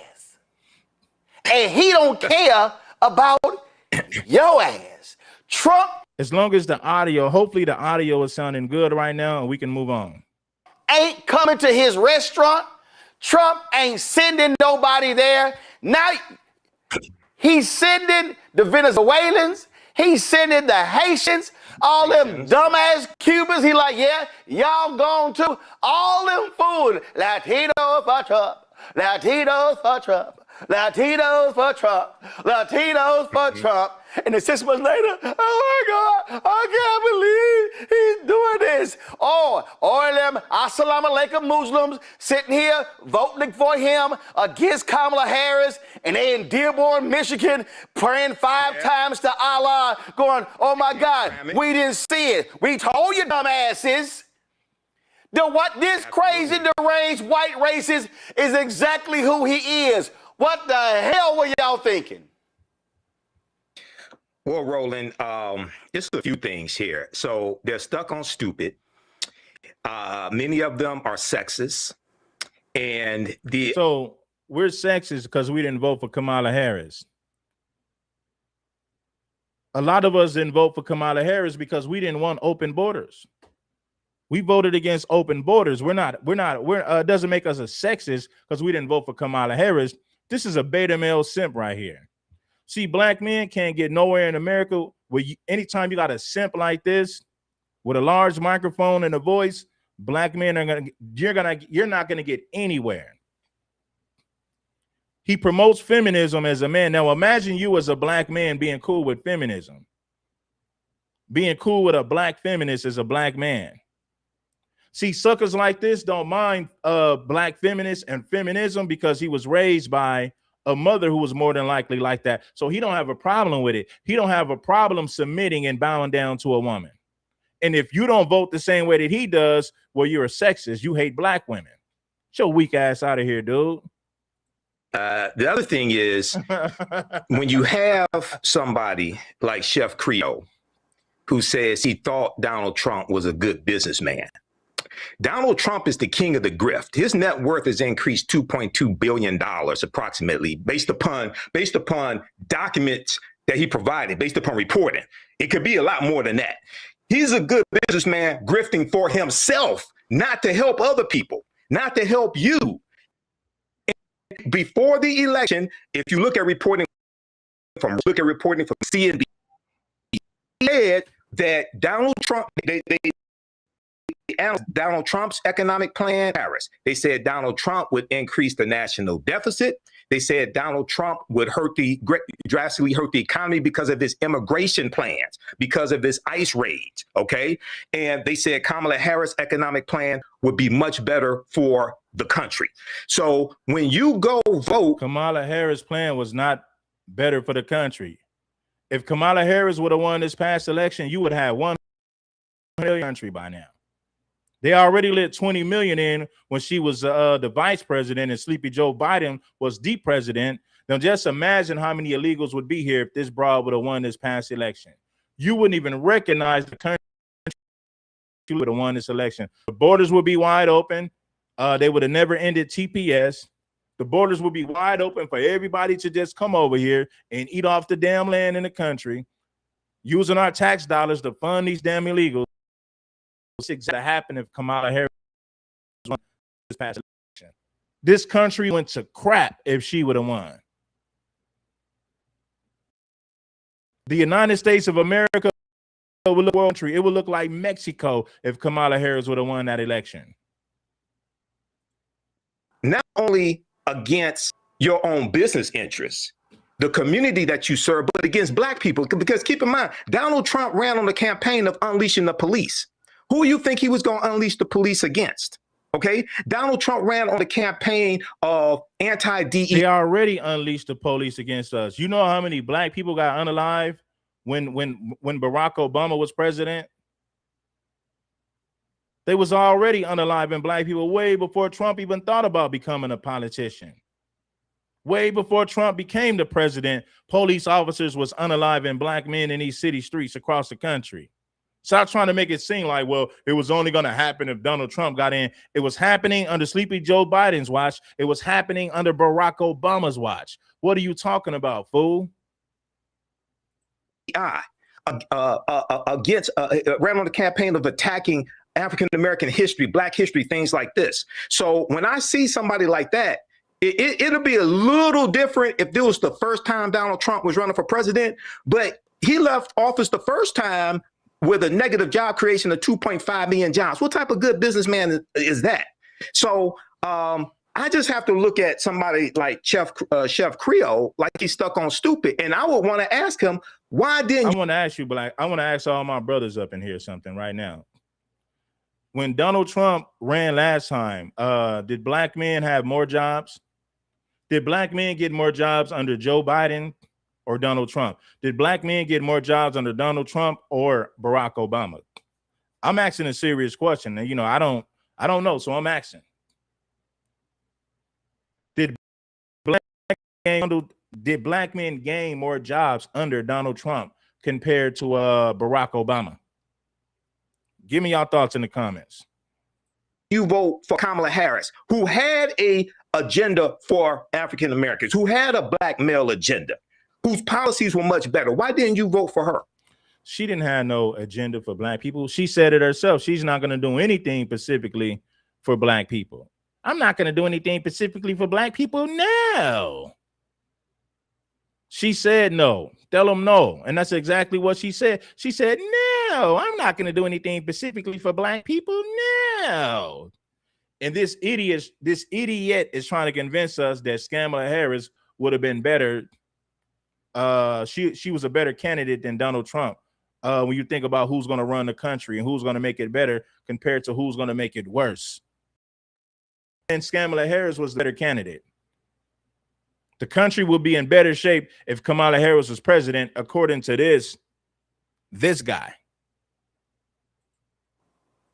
Well, clearly, Matt, the little chef did not recall this clip. I'm gonna be real with you, because a lot of black men that I know say, hey, man, I was making a lot of money when Trump was in office.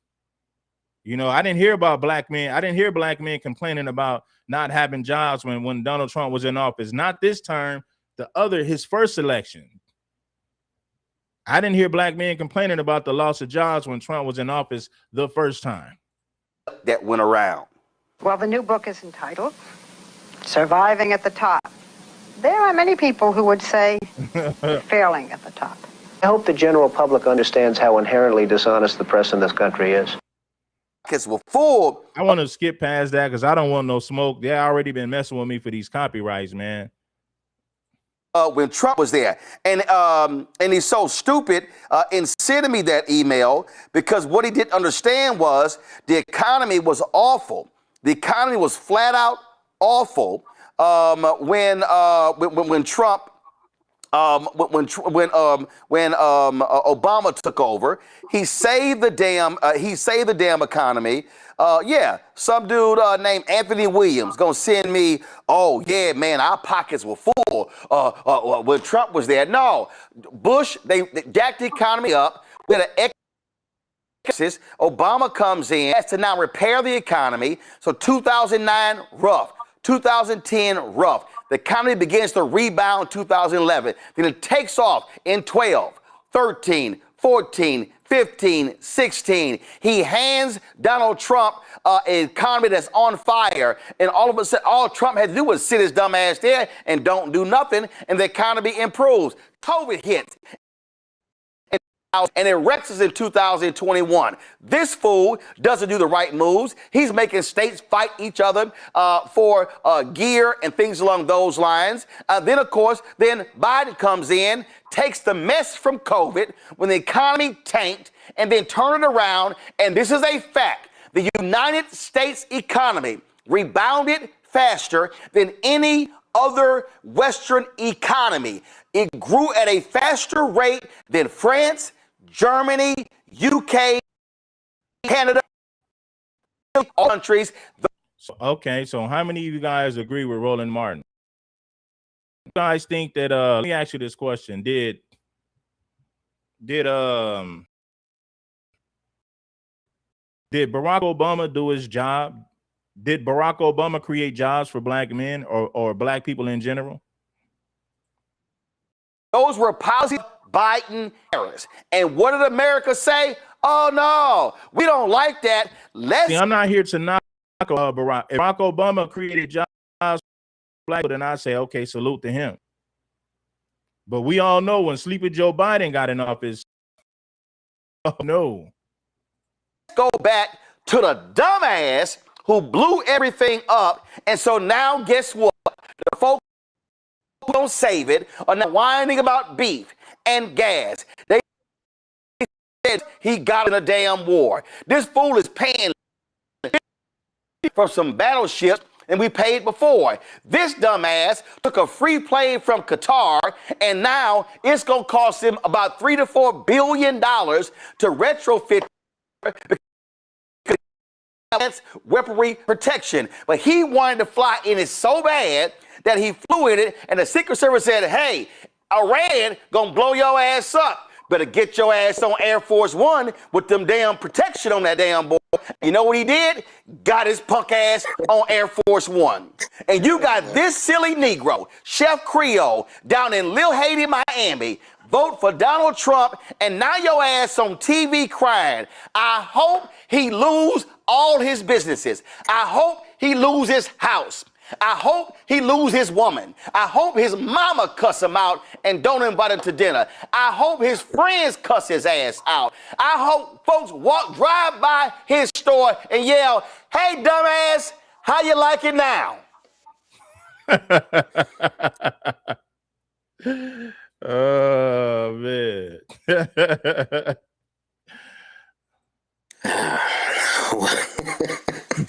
I don't know how much I need to add. I mean, oh man, this is crazy, bro.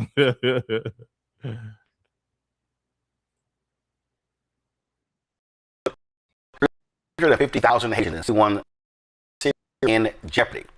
Now, here's the thing that's crazy here.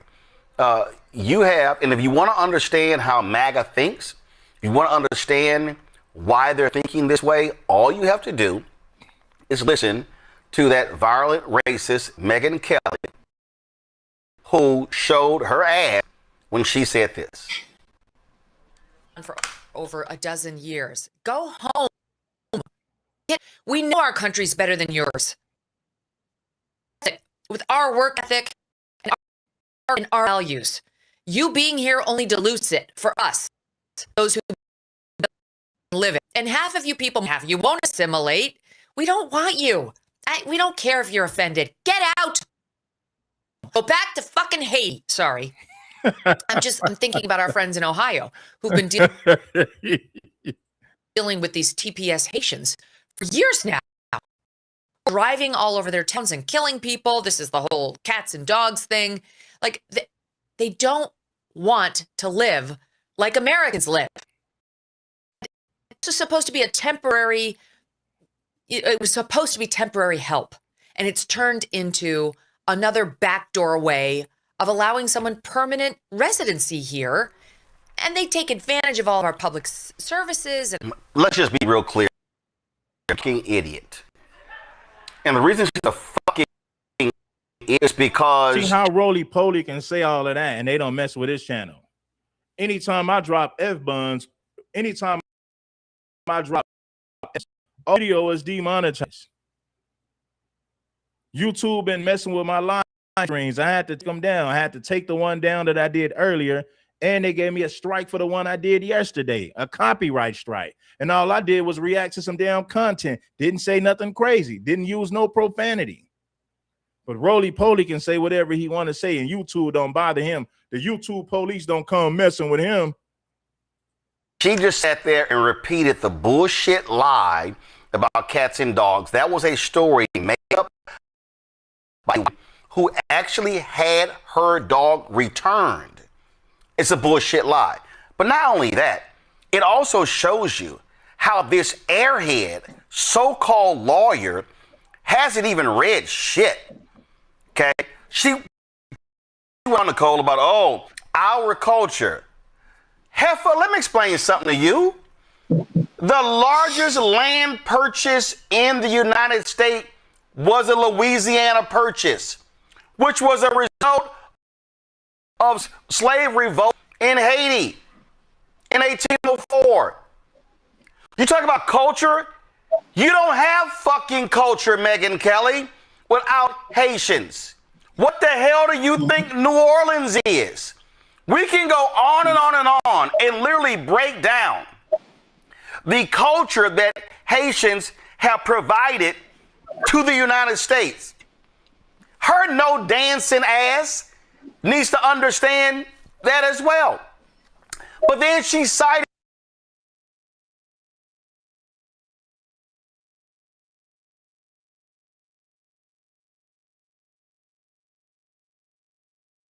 what have they created? Show me the cultural influence that Haitians have here in America. I mean, if they do, you can tell me. I'm not trying to diss nobody. I'm just asking a question. Can anybody show me the cultural influence that Haitians have here in the United States? Can you show me any of that? Now, Roland said that they brought so much culture here. Well, I'm asking, please show me the cultural influence that comes from Haiti, from Haitians. Please show me. If anybody can give me some feedback in the comments, please do. Point to a time and era to where the Haitians had cultural influence here in the United States of America. Oh my God, the people in Springfield, they've been dealing with these people and they've been driving. Megyn ain't gonna say nothing about the Ukrainians because they're white. So we know that Megyn Kelly is a racist. We don't have to question that. We already know what team she plays for. She's not, you will never see her get on hop online and say that white immigrants need to just go back home because their country is crap. She'll never fix her mouth to say that about white immigrants. Do y'all recall 60 Minutes when they went to Springfield, Ohio, and they talked to a white man, CEO of a company, and this is what he said about those Haitians.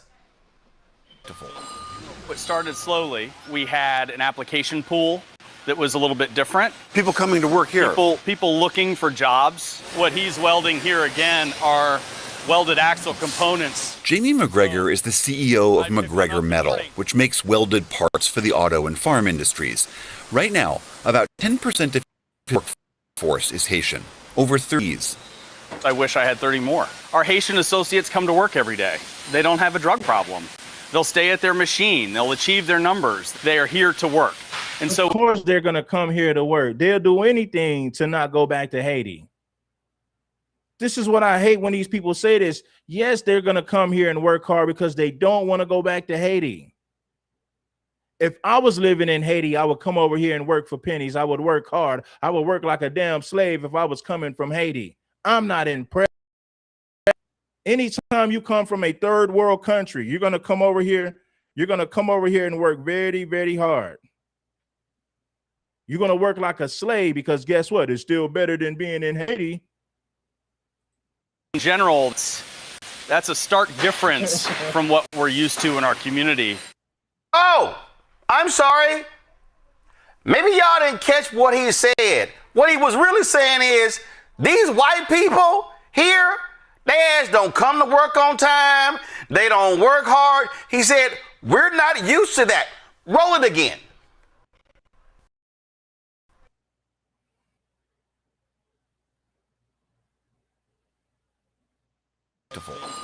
It started slowly. We had an application pool that was a little bit different. People coming to work here. People looking for jobs. What he's welding here again, welded axle components. Jamie McGregor is the CEO of McGregor Metal, which makes welded parts for farm industries. Right now, about 10% of his workforce is Haitian. 30 employees. I wish I had 30 more. Our Haitian associates come to work every day. They don't have a drug problem. They'll stay at their machine. They'll achieve their numbers. They are here to work. And so in general, that's a stark difference from what we're used to in our community. That's a stark difference than what we're used to in our community, Nicole. No, it's not true. So they're not telling you the whole truth. Yes, they will come over here to work. It's better than being in Haiti. If they paid Americans decent money to do these jobs, they would show up every day and work hard if they were paying them decent money. I promise you. The thing is, they can undercut now because they can get these Haitian immigrants or these Mexicans and Latinos to do it. So the lie that they tell to make up for their BS, they'll say, well, these immigrants are hard workers. These are the hardest working people I ever seen in my life. That's what they say to justify. That's how they justify hiring illegals and undocumented people. Oh, they just work so hard. Oh, I can't get Americans to do the job. They're just the hardest workers I ever seen. That's the nonsense they say to justify hiring these illegals and undocumented people. Oh, they're hard workers. That's how they justify bringing these people across the border to work for people. Oh, they're doing the job. Black people are lazy. Black folks don't want these jobs. We need these damn immigrants to do the job. These immigrants are boosting our economy.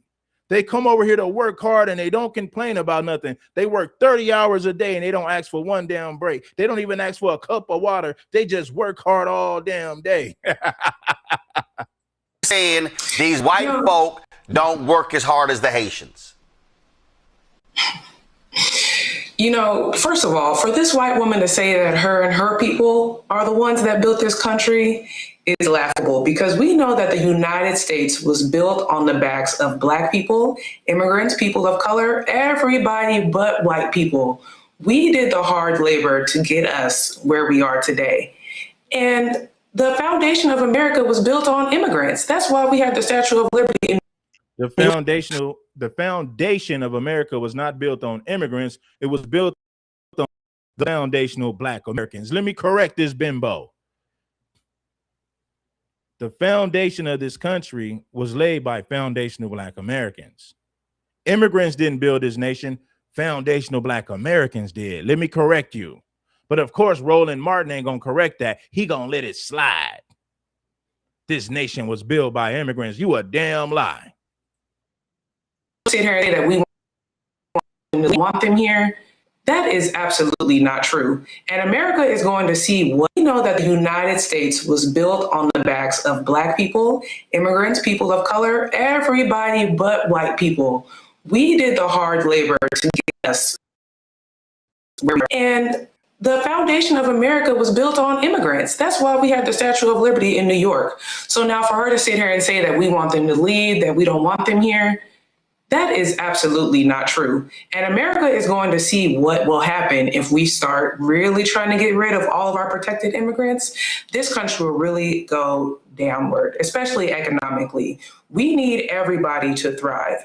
And one thing that we know is that capitalism needs people at the underclass to point and hate each other for it to thrive.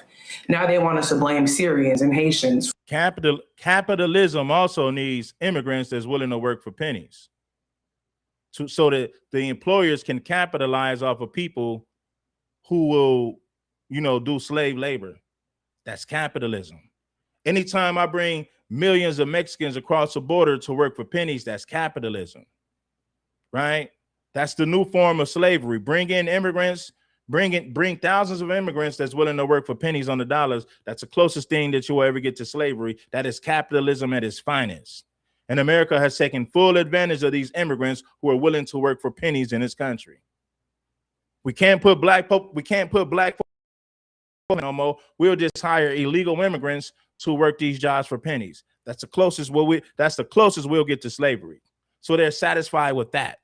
The whole purpose of keeping them borders wide open so that these greedy corporations, these companies, and these employers could get wealthy and rich by hiring these damn immigrants to work for pennies.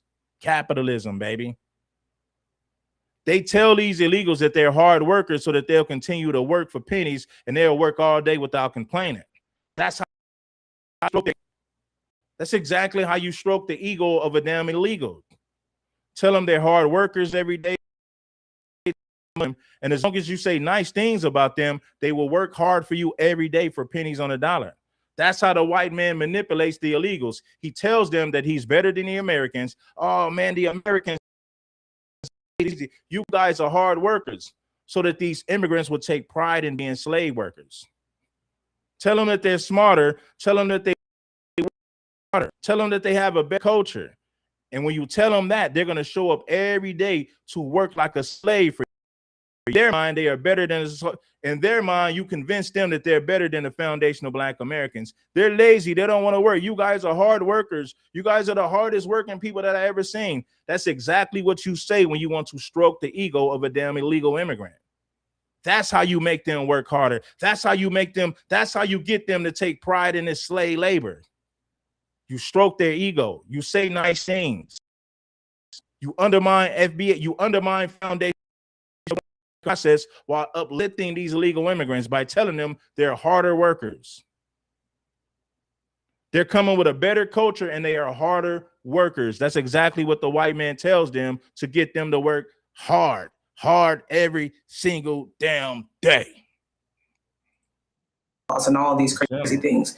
But really what we need to be doing is coming together and fighting against the people at the top that want us to be fighting. We need our Haitians, our Syrians, we need all of our immigrants in this country. No, the hell we don't. See, Michael, what these races are all about. And this is precisely why I wrote my book, White Fear. That racist diatribe from Megyn Kelly, just flat out, is test case A, example A, or example 696 of white people. Oh my God, they're stealing our country. The fact of the matter is, Springfield, Ohio was a dying Midwest city. They had lost people. Homes not being purchased, jobs not being filled, sales tax receipts decreasing. Now, who says that the Haitians saved their asses, saved their white asses? The 30,000 homes not being purchased, jobs not being filled, sales tax receipts decreasing. Why? Because they didn't have people. Now, it says that the Haitians saved their asses, saved their white asses. The mayor of Springfield, the Republican governor of Ohio, that's what actually did it. Them white folks should be bowing down the Haitians for saving their trifling ass city because people were leaving because there was nothing there. Yeah, Roland, I remember when Junior Varsity Vance lied and said that the Haitians were eating the dogs and cats in 2024, as well as Donald Trump. And I remember that it put the lives of Haitians there in Springfield, Ohio in jeopardy. There were death threats, bomb threats, things like this. And these white nationalists, white supremacists doubled down on the lie. So I saw the diatribe from Megyn Kelly, and she's appealing to her white nationalist, white supremacist audience. And, you know, yes, Governor DeWine talked about how the Haitians rejuvenated Springfield, Ohio. They saved it. And my thing is... hold on, Michael. Also, hold on. Just stick it right there. Because let's just actually hear from him on Fox News in September 2024. Mm-hmm.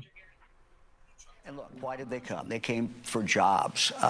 When you talk to the employers who are employing them, they'll tell you, look, they're very hard workers, very family oriented.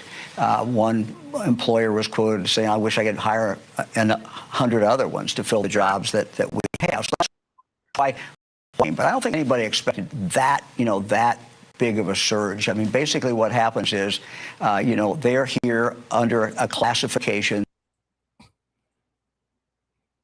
Trying the truth. Good, brother. Man, salute, man. Salute. Man, here we go again, man.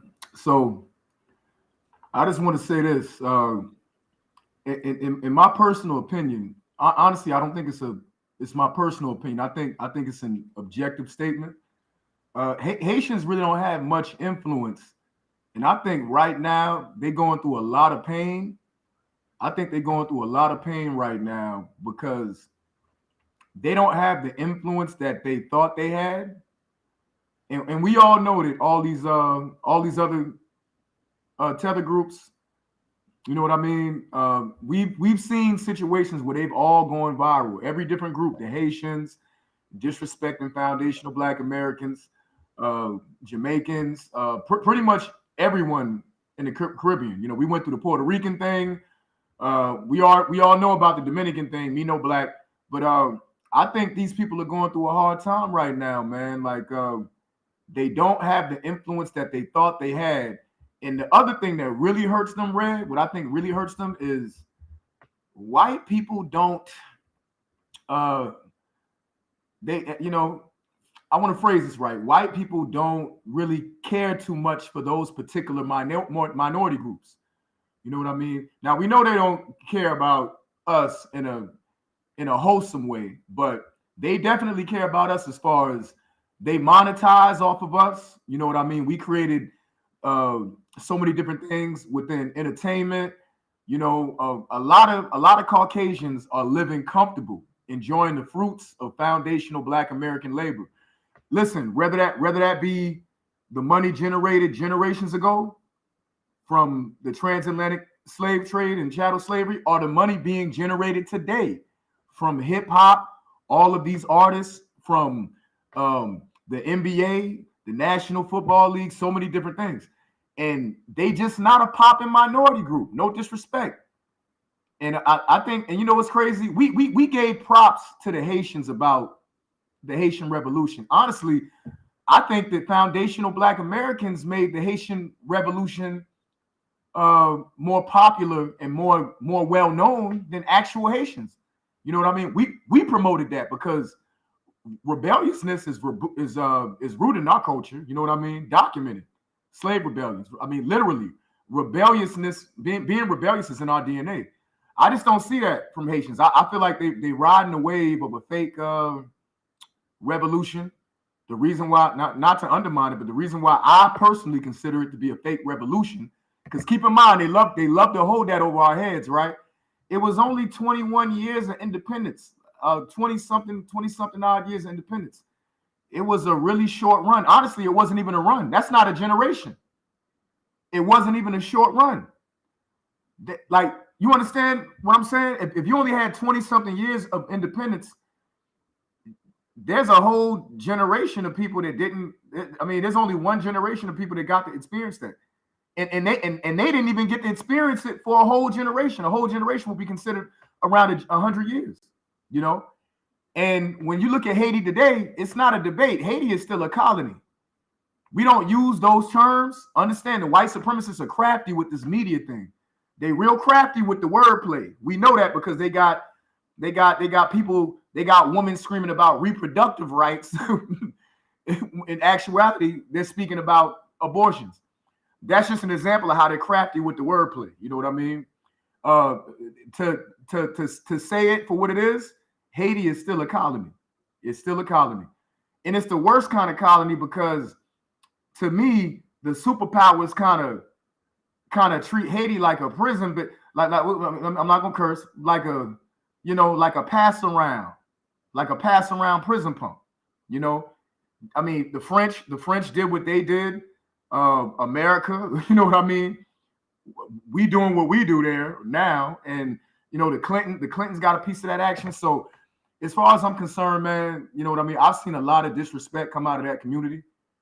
Shout out and salute to the solid Haitian brothers and sisters. But at the end of the day, we've tried to collaborate with these people, all of them, and nothing came from it. Nothing came from it. And what they want to do now is say, no, hold on, wait. We, you know, we can work with you. We need to be together. We need to be together. We've been together because we've had to occupy the same space as you in our country. We shared our home with you. And we see the disrespect. The disrespect has gone viral on multiple occasions. And then when I stop and I look, for those of y'all to say, oh, that's just the internet. When I stop and I look at these politicians in particular from the Caribbean, they're doing a lot of damage to foundational Black Americans. Byron Donalds. Yeah, you thought he would, you know, you like his aesthetic. You thought he was a big, strong Black man. And he's campaigning to stop you from receiving reparations for the atrocity that was committed on your ancestors because his family can't get none. That was the most profound excuse he can make. My mama Haitian or whatever, Caribbean, or we don't get none. Or, who are you to come in my house? Who are you to come in our country as a guest? All right. And not only as a guest that otherwise would not be a guest if we didn't lay down the groundwork for that civil rights bill and that immigration bill. And then you come here and you make it and you blow up and you use your power and influence to say that we shouldn't get anything. Yeah, man, listen, man, I'm with all of it, Red. Like I'm loving the TPS situation. I love what Donald Trump just did recently, from what I understand. Like he's making the overall immigration process more studious. You know what I mean? A lot more difficult. And he's creating a vetting process to where they don't just check on you now to see if you didn't get in trouble. That's a low standard.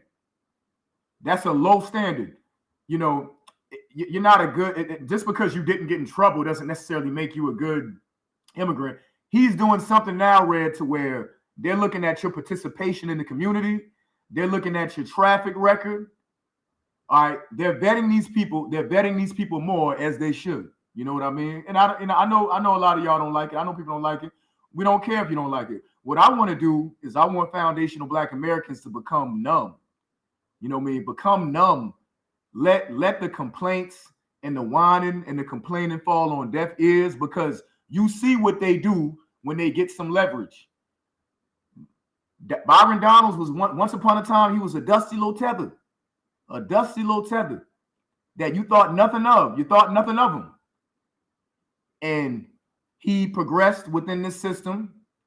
Now, whether or not he did that honorably, that's a different thing. He progressed. Whether he did it cooning and buffooning or whether he did it honorably, we all know he did it cooning. And when he finally arrived, Byron didn't use that power and influence to try to help us gain anything. He's actively trying to stop us from our reparations claim. And at the same time, at the same time, co-signing these right-wing white supremacists. Now that's just Byron. Look at the situation with Nicki Minaj. You know what I mean? I know she's not Haitian. She's Caribbean though. But I'm just using them as an example. When you look at these people, right, at the political level, look at Byron Donalds, sabotage at the political level. Okay, let's talk about at the urban level. That's entertainment. Nicki Minaj, look at what she's doing, cooning and buffooning, like a leaf in the wind, just blowing every which way. No real allegiance to anything. Understand that there's a scam culture in a lot of these places, y'all. It is. If you travel and you go to these places, yeah, you can have a good time, beautiful places, but there's a scam culture that's deeply ingrained in the culture. Y'all see how Nicki Minaj just flip-flop? You know what I mean? You don't really know what her position is. You know what I mean? These people say what they need to say to get what they need to get in that moment. You know what I mean? And our culture, even the most degenerate and decrepit of us, we still have this culture of, keeping it real. You know what I mean? Being solid. So even the fake people in our culture pretend to be real. Y'all know I'm not lying. Even the fake people pretend to be real because being real is so deeply ingrained in our culture. Yeah. You know what I mean?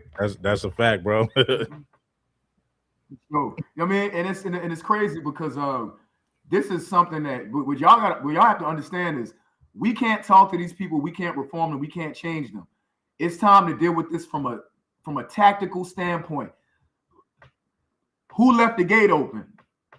Well, we all know who left the gate open, right? Your politicians, your Democrats, your liberals. All right, close the gate, and that's it. No arguments, no emotional debates. We will support policies that don't enable these people. We're not trying to take them down. We're not doing anything to actively hurt them. But I'm gonna tell you this: I'm not about to enable these people because you see what happens when you enable a tether. Look at Byron Donalds. Look at Nicki Minaj. Kodak Black. Y'all know that when generally speaking, people who are not a part of the diaspora, when they look at a Kodak Black, they automatically think Black American. Kodak Black is not good promo for Black. We got other rap artists that are way better promo. Look at your culture like a brand. It's deeper than that, right? It's deeper than that. It's your tribe, it's your culture, it's your nation, it's your nation of people. But branding matters, right? Kodak Black is bad branding, and he's a Haitian, but people would take him for a Black American. They would look at him and think, "Oh, that's a Florida boy, gold teeth. That's a Floridian Black American, and he's a Haitian." Same thing with Nicki Minaj. When they want to project the debauchery, when they want to project the ratchetness, a lot of your most ratchet rappers, the ones you see flicking their tongue out, you know what I mean? Talking about putting grease in your behind, flavor in your ear remix, Busta Rhymes. Y'all ain't catch that. Y'all ain't catch that line, did y'all? The flavor is in your ear, grease. You know what I'm saying? We didn't, and I get it. I forgive you. We didn't know what was going on back then. You look at that video. You look at that video a lot differently now, right? You know what I'm saying? So all I'm saying is, man, I don't see. I see more negative than positive coming from this culture in particular, the Haitian culture, and just the overall Caribbean. Period. Like it's no disrespect towards them. It's just the facts are the facts. Time is up. They've had enough time to come together with us and work collaboratively, and collaborate and maybe try to do something and conquer an industry together. We could have been here together trying to take over, at least one particular industry, just one, something, but they don't collaborate with us. They want to be in competition with us. And even if they present it as playful competition, when someone is in competition with you, they will begin to do things that are not for you. You know what I mean? Because competition is adversarial. Even if it's friendly competition, it's still adversarial. You know what I mean? So yeah, we gotta cut that off. We gotta cut that off. I see them as a problem at every level. if they have legal, legitimate citizenship, salute to them. I respect anyone that went through the process legally. But I'll keep it a buck with you. You know, if they get through the process legally and they make it, good, great. But I'm not here to support that either. Because if I had a son, if I had a daughter, and they had to come out here in the world to compete in the job market, I would rather have my son compete with 5 people for a job as opposed to 20 people. It's basic math, y'all. While y'all talking all this emotional stuff, it's basic math, stupid. It's economics. It's nothing personal. A lot of the same people who are screaming that we need to help these people just based on compassion. All right, well, let me come in your house, man. Let me come in your house and eat some of your food, right? If you went to KFC today and you came home and you brought your family a bucket of chicken and it's 10 pieces of chicken in that bucket, let me get 2 pieces, man. I'm hungry. Matter of fact, let me get 3. What would most of you say to me coming in your home, and I'm like, let me get 3 pieces, and you got mouths to feed, you got kids. I don't know about y'all, but me, I don't eat 1 piece of chicken. Like me, I'm gonna get at least 3 off top. I'm a grown man. I need about 2. I need that 3-piece too, man. Absolutely, 2 don't do it for me. I need at least 3. You know what I'm saying? So you're gonna come in my house, and I'm gonna give you a piece. I'm gonna give you a couple pieces of chicken at the expense of my family, my tribe, my nation, my kids. Do y'all know how these kids are looking at y'all right now? These I don't know what the generation is below Gen Z. The ones who are young. Remember where we were at?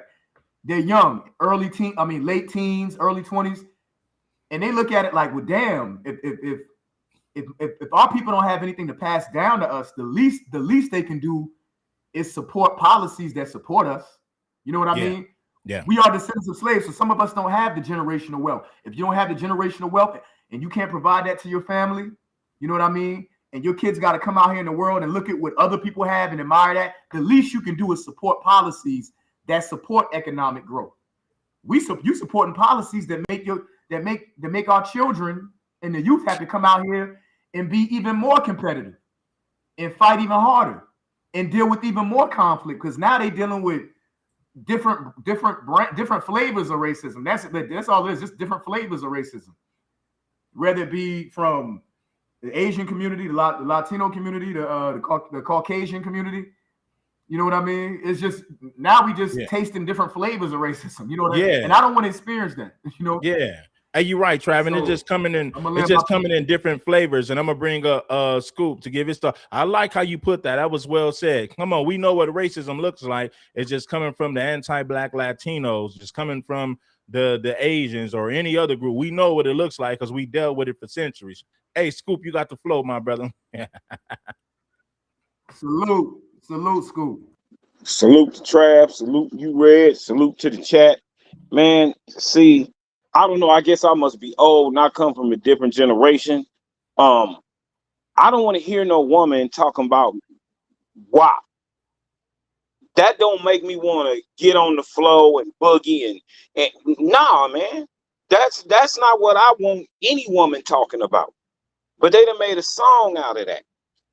And I should tell you something. Who co-signing that? Y'all women letting y'all daughters listen to that? Shaking to degeneracy to women that come with these type of songs and they making bread off of that. Now I know where it's coming from. I know we're not the ones that put that stuff out because we don't control the music industry, but we could. We don't have to put that degenerate mess out there. I mean, and I'm not caping for nobody that's not my people. I give a damn about the Haitians, the Mexicans, all of that. You ain't my people. I don't put on a cape for you because y'all sure don't put on a cape for us. That's how I'm looking at it. You know what I'm saying? We got to get back to what works. Bingo, we got to get back to that black fist in the air, B1. That's what we got to get back to because these people ain't looking out for us. It don't matter. It's the Haitians, the Asians, the Mexicans. None of them is here for our benefit. They all here to focus on one thing: they peoples and what they peoples can get. And that means if they gotta trample on us, throw us to the wolves, or keep their foot on our neck so we stay at the bottom to get it, you can't sit up there and believe nothing they say. You think they're gonna tell us the truth? Since when has anybody told us the truth? They lie about history. Immigrants built this. Immigrants? Are you serious? Was them immigrants out there getting them lashes across their back? Was them immigrants out there picking that cotton? Was them immigrants that was out there cleaning Master's house and taking care of his children? Taking care of the farms and the fields? Was those immigrants? No, that was my ancestors that was inventing stuff and making sure that was hoping that one day that this would all come to an end. That wasn't no damn immigrants. To me, that's a slap in the face to my ancestors. You may as well pee in a bucket and throw it in their face. Well, my ancestors rolling in the grave, sitting up here telling them lies. Roland, you wrong for that. You wrong for that, Roland. Anybody support Roland, I can't mess with you. You messing with somebody that's gonna lie on us? What happened to us being strong people? What happened to us saying, we not taking it no more? See, that's the problem. We done took too much for too long off of too many people. And they think we weak. They think they just gonna do whatever when it comes to us, shut our voices completely out, run all over us, spin the narrative the way they want to spend it, and we supposed to just sit and shut up about it. Look what's going on with Nolan. Look what's going on with Carmelo. You got one person deciding with this man's fate who sit up there in a black robe. I tell you, you can't get no fair trial. Not when it's them folks presiding over the proceedings. All it takes is they don't like us and they can rule any kind of way they want. That's got to come down. That system of injustice has to come down. Any of them fighting with us for that? Is the Mexicans fighting with us for that? Is the Haitians fighting for us with that? Is the Cubans, any of them other communities and races, are they saying, you know what, that injustice system got to come down? We stand with our FBA brothers and sisters. I'm waiting for that. But I can tell you one thing, I know I'm gonna be waiting a long time because they don't think like us. They here for what they want to get. They don't care what happens to us. We be stupid to black and brown. Man, hell no. Why we always gotta want to side with the people who don't care nothing about us? Worrying about people trying to get validation from people that have shown us nothing but disrespect. What Kamala say? I'm not gonna do nothing specifically for black people. No. And then y'all goofies ran out and voted for her. What's wrong with my people? What's wrong with y'all? Y'all love being disrespected? What happened to that black pride? Last I checked, what did James Brown say? Say it loud. I'm black and I'm proud. And I'm still riding with that. And we sitting up letting people tell us what we gonna do and what we not gonna do? And y'all gonna sit there and accept that? How many years more do it take? Because what is it gonna take your great-great-great-grandchildren before somebody say enough is enough and we gonna put the ass, belt the ass and get in their ass and be like, oh, we not budging. We not giving y'all nothing. We got over $1 trillion spending power. That's some power. Why ain't we moving like that? Why ain't we telling these people kick rocks around the block? Why are we siding with a whole Democratic Party as though they haven't showed us nothing but disrespect and that we mean nothing to them? The only time they care about us is when it's voting time and you going to go right back out there and vote for these people. I'm sorry. Sometimes I think some of us is just dumb. What's going to happen in 2028? Y'all going to run out there and do the same thing with these same people and expect a different result? I thought that was called insanity. Some of y'all must be nutty in the head because ain't no way in hell you going to do me wrong and I'm going to keep coming back for you to do me wrong. And while you're doing me wrong, I'm going to sit up and show all 32 teeth smiling like my name is Buckwheat to make you feel good because I'm worried about everybody else feeling good. No, I'm worried about my people feeling good. Enough is enough. When y'all going to say that? That's what I'm waiting for because I don't care. Daddy made a soldier. I ain't never been no coward. I ain't never been no nigga to run, and I ain't never been no nigga to side with people just because that's what they want. I don't care about everybody else. I don't care about them other people. Everybody with the Mexicans, we brothers. No, we ain't no brothers. I don't care what the Hebrew Israelites say. We not brothers with them people. Them people ain't come from us. We are us. All we got is us, and we need to keep track of that. It's about us, Red, and I'm finna land right there, Red Trav, because I'm tired of this. Man, this is what I'm gonna do, man. I guess I'm gonna wrap things up, but I'm gonna let Trav close the show, man, because I think I didn't say it enough, but I agree. The Latinos are not our brothers and sisters. If you look at the policies that Latinos fought for, the LULAC organization said, Alex Tejada, if I'm saying his name right, the president of the LULAC organization said, Mexicans belong to the Caucasian race. Let the black man fight his own battles. We ain't got nothing to do with it. Okay, well, we ain't got nothing to do with your struggles either. Don't come over here asking. Don't come begging. Stop copying our music. Stop cosplaying and pretending to be us to profit off of the things we created. Do your thing and we'll do ours. No harm, no foul. Leave us alone. We'll do the same. I'm going to let my man Trav land his plane. For sure. Hey, great show, man. Salute to Scoop. Salute to the chat. And salute to the whole FBA family, man. Salute to Red. I'm going to just say this.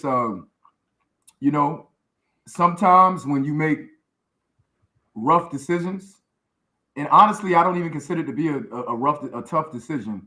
We're making a logical decision. You see the tide is changing. We're supporting different policies, and we're supporting policies that support us. That's the reason why you see the backlash. You know what I mean? Because we've played a game for a long time where we've had people try to project the image of fake solidarity. And when it was time to actually advocate for us and be there for us, they were not there, right? And we're not even telling them that they're obligated to do that. What we're saying is this. We're saying, okay, cool. You want to, what's yours is yours. You feel like what's mine is yours and what's yours is yours.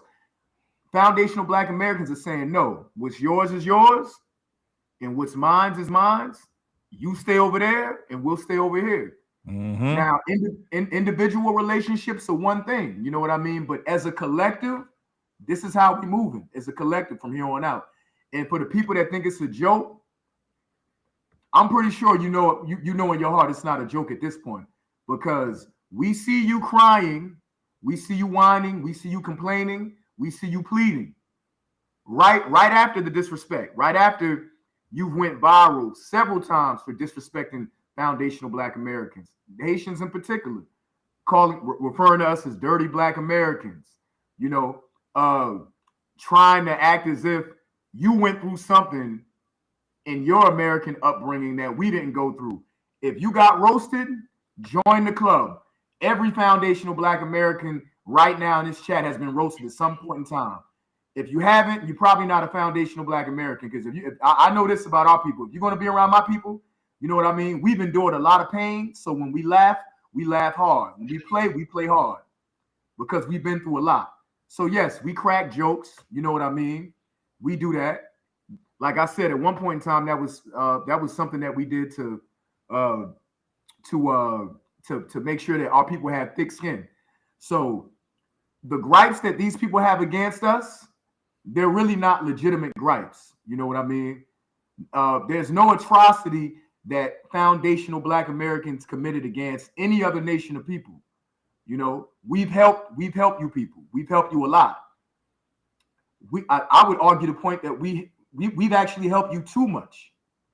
Now at this point, we've already assessed the situation, and now it's time to make adjustments. What adjustments are we making?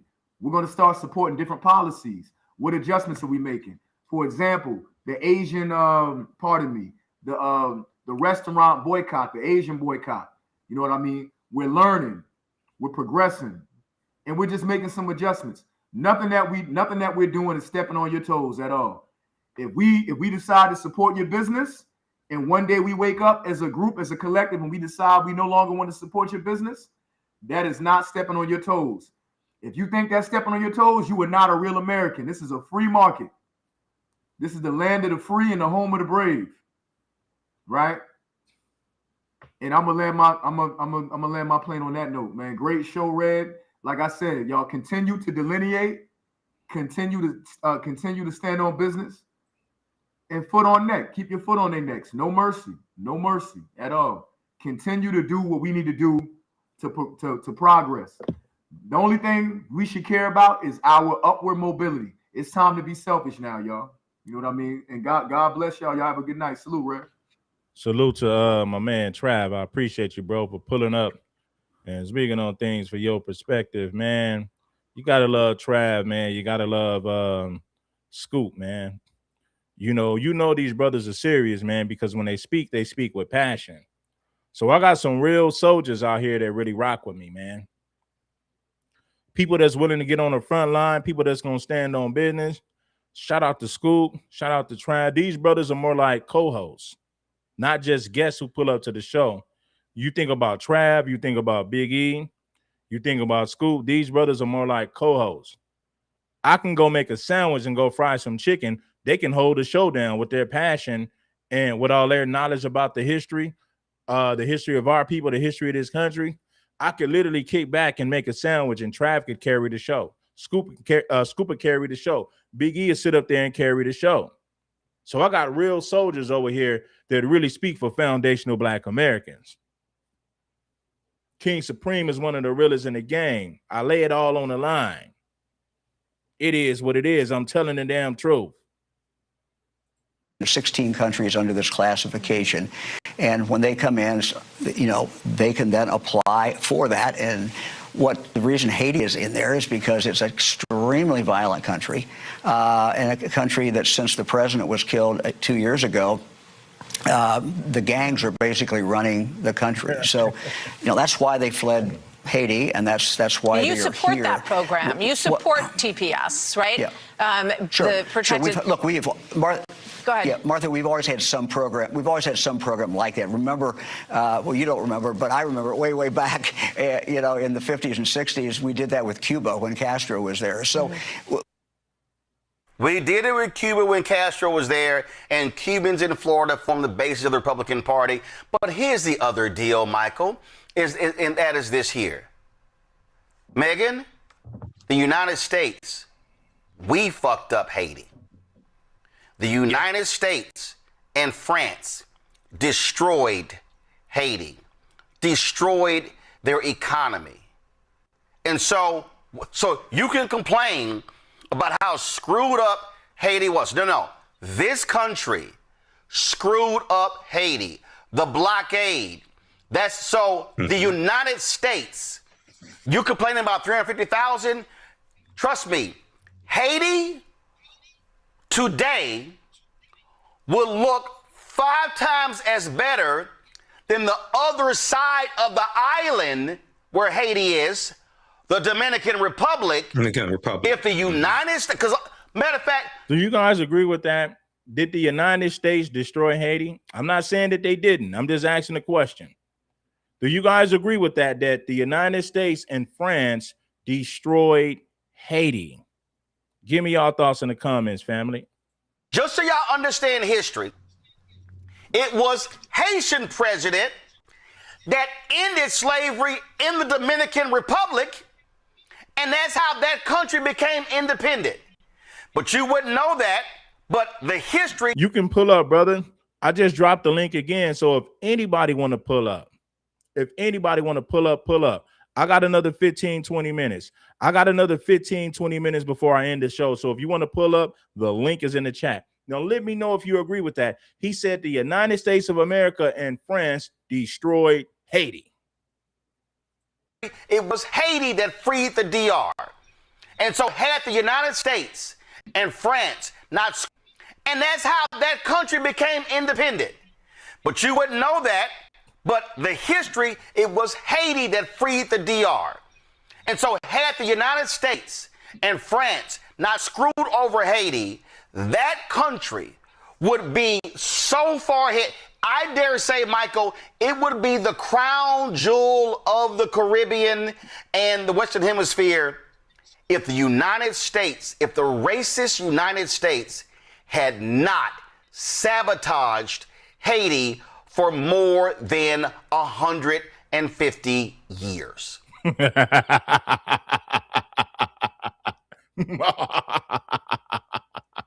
Let me know if you agree with Paulie Martin.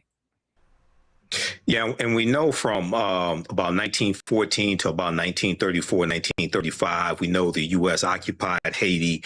We know going back to President Woodrow Wilson, he sent the U.S. Marines into Haiti. We know they took out $500,000 from the National Haitian Bank as well. You talked about the Louisiana Purchase. People forget the reason why Napoleon Bonaparte was forced to sell the 828,000 square miles of land that France controlled here in this country that they stole from Native Americans. Let's not forget that. Okay, was because the Haitians were kicking France's behind in the Haitian Revolution. France was going almost bankrupt, so they sold that land to the U.S., which doubled the territory of the U.S. and also gave the U.S. more territory to have enslaved Africans, which increased the need for enslaved Africans as well. But very quick. Yeah, there you go. 2 cents. What's good, my brother? Give me your thoughts on everything, man. Yeah, let me drop this real quick because you happen to be in my wheelhouse. When y'all drop that Cali stuff, I just listen and mind my business. But we over here with this East Coast stuff and the South stuff like that. I'm gonna drop something on you that I know as an older adult now. Cause see, when I was in the Navy, and it's different from the Army and the Air Force. Now, I dealt with Haitians and the Cubans, been to both of their countries. Trump ain't lying. He got the shitbag country, and he ain't lying. Yeah. And when he said, but see, he's so blunt. I wouldn't say that, but it is. But we had fun over there. But I understood because my part of the Haitian ops, what we were doing, it was a joint task with the Coast Guard. We was catching them on them inner tubes, on rafts and stuff, trying to get over to Florida because I was stationed in Florida. So that was a part of my duty at the time. And this was before Guantanamo Bay became what it is today. When all the terrorist people stuff going over there and stuff. It wasn't that, but we was catching them and putting them over there, feeding them beans and rice and stuff on the deck of our ships until we can get them back and send them back to their place. I saw it a long time ago, Red, how this whole immigration thing was gonna go. And here's the thing that I don't let immigrants do is thumb their nose up to us in the United States when we doing bad, doing some, slavery, this, that, and other. No, bro, you can't do it to me. I done saw you. I'm like, I see you. Yeah, I know how the prostitution is rampant in their communities and stuff like that. And they letting kids do, it's a wild dynamic. You understand where I'm going with that. But I ain't letting Mexico, none of them Caribbean countries, Mexico either, or Africa, they can't come over here thumbing their nose up. Because I already saw what they went through. And they over here on a different dynamic. Imagine getting over here and you still owe somebody. You damn right I work for $2. Because I owe these people. And people that do not take that into consideration, man, they up under the pew because they know they're gonna get their family touched because you not doing your agreement getting over here. I ain't saying all of them get over here like that, but a lot of them, bro, these are deals that they making. I'm gonna smuggle you over. You got to pay this. You got to pay this back. A lot of them working off money. See, that's what they don't understand. They be like, why black people don't want to do these jobs? No, we don't want, it's not that we won't do these jobs. We're not going to do the jobs for what they paying them. These fools come over here working for $10 or $15 less than what we done broke our back to get it up high. And this is what they doing. They've been doing that for a minute, Red. They've been doing that for a long time. And they come over here undercutting us. We dig ditches. We can do construction. But they know these people over here are desperate and up under a different dynamic, you're gonna do what you got to do. If you got broke right now, staying out there in Cali, bro, you'll go work at McDonald's. If you want to get that money, you do Hell any yeah. and everything. Yeah, Hell yeah, yeah. and that's the same thing they immigrants do. They Yep. come over here desperate. I don't want to hit on pulling up by the bootstrap. No, bro, you got a different deal than I got. Yeah, you better get out there and do that. You better do actually, you better do double what you doing. Yeah. I mean, like I said it earlier, and you 100% correct. If you come from Haiti, hell yeah, you're gonna work for $8 an hour. That's way more than what you're getting in Haiti. So you're gonna work over triple time in America because you hungry. You come from poverty. You come from a third world country. So you're damn right you're gonna work hard for those pennies. You owe people. See, people don't understand the dynamics. Okay, ask the people that got over here illegally. Ask them how they got over here. They had to know somebody. It was the uncle over here, and this guy do this, and he get them. Everybody getting the cut of the pie. And see, you got to understand how they even getting over here in the first place. Even if I don't care if they came from China, man, you owe somebody. They ain't just letting you just go. They ain't just visit. No. It's a whole infrastructure. It's like the how the Mexicans run their business in the jail system. It's structured, and all these immigrants be coming over here like that. Well, take out the word all, but most of them that come over here, bro, I know you owe them. That you wouldn't be doing that for that amount of money and this, that, and other. Go out there on Fig. Why you think that you owe somebody? You owe somebody, bro. I know the game and I understand it, but I'm like, I ain't got what's understood don't need to be explained. You Hey know man, what's happening, Red. I appreciate you too, Sin. This is what we're gonna do. We got 4 more minutes, man. So I'm gonna land at the 2 hour and 40 mark. We at the 2 hour and 36 minute mark. So hey, bro, go ahead and finish cooking, man. I'm gonna let you land your plane. We got 4 more minutes and we're gonna land. Okay, yeah. Hey, shout out to I think it was Trav and Scoop. Was it Scoop? Yeah. I like listening to them on there like that. But at the end of the day, man, I understand what they're doing. They're trying to undercut. Now it's unraveling because people like, no, get them up out of here. Because they getting them about the paint at this point in time. Because they undercut everybody. They undercutting everybody, and then sometimes they'll let them be your supervisor. Trying to be funny about it. If you ask me, I mean, a lot of people they be over here for 15 years. I'm like, how you can't speak the language, bro? Like how you? I ain't talking about they going back and forth. How you can't even speak the language?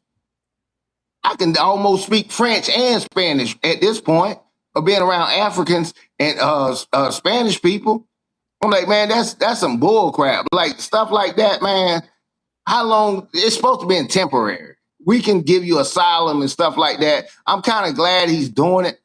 But if I was on the other side, I'd be like, yeah, man, please don't. But we know what it was, man. Something that's temporary.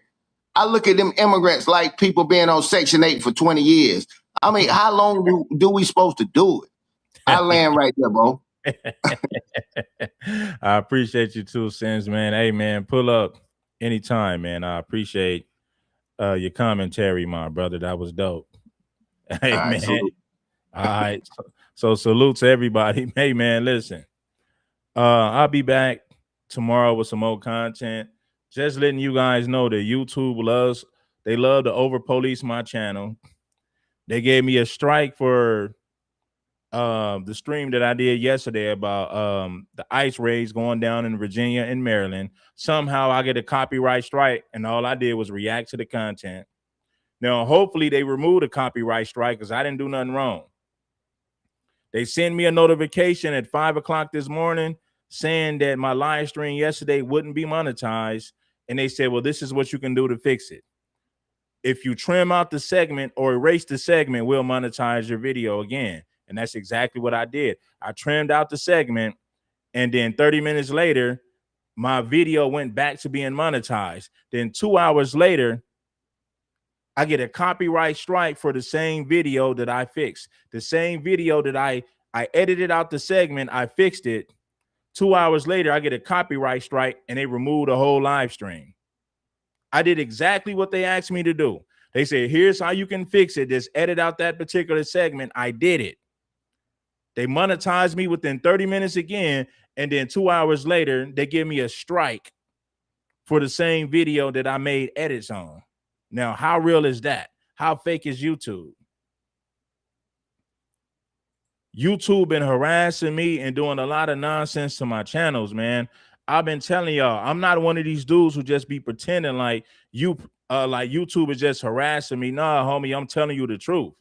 I'm telling you that YouTube been harassing me. I'm telling you that YouTube been shadow banning my platform. Every time I do a video, I'm getting a yellow sticker. Even if I don't curse in these videos or live streams, I'm getting yellow stickers to the points where I gotta appeal the video to get it monetized. So guess what happened? They took down the stream that I did yesterday, and the stream that I did earlier, they put a yellow sticker on the live stream that I did earlier. So I said I might as well take it down. Because guess what they did yesterday? They gave me a yellow sticker first. I fixed it, and they still gave me a copyright strike after I fixed the issue. I got a yellow sticker on the live stream that I did this morning. So you know what I did? I just removed it because I didn't want no smoke from YouTube. Because I felt like they were going to give me another strike for that one. So in order to avoid all of that, I just took the stream down that I did earlier. They removed the one, excuse me, they removed the one that I did yesterday. So that's what I be going through. That's what I be going through on this YouTube platform, y'all. How you gonna give me a strike for a video that I've already fixed the problem? They monetized the video again and then gave me a strike for the same video that I just fixed the issues from. That's crazy. What was the purpose of you monetizing the video again when I edited it, when I removed the segment out of that particular live stream? What was the purpose of you guys monetizing the video again after I fixed the problems? Then 2 hours later, you give me a copyright strike and remove the damn video. Now I got one copyright strike and I got to call YouTube. I got to send YouTube another message to get that copyright strike removed because that ain't right, homie. How you gonna give me a copyright strike for an issue that I already resolved, an issue that I already fixed? I fixed it, you monetize it again, then come back 2 hours later and give me a strike for it. You know what I'm saying? Like what type of sense does that make? But anyway, man, I'm gonna get up out of here. I'm just letting you guys know what I be going through on this platform. It's crazy. Make sure that you guys hit the like button if you haven't already. Peace, love, and blessings. I'll be back with some more content tomorrow. I'm finna kick back and just relax for the rest of the day, man. And you know, just enjoy the rest of my day. I appreciate you guys, man. Tap on in with your boy. It's King Supreme. I'll be back in the morning with some more dope content.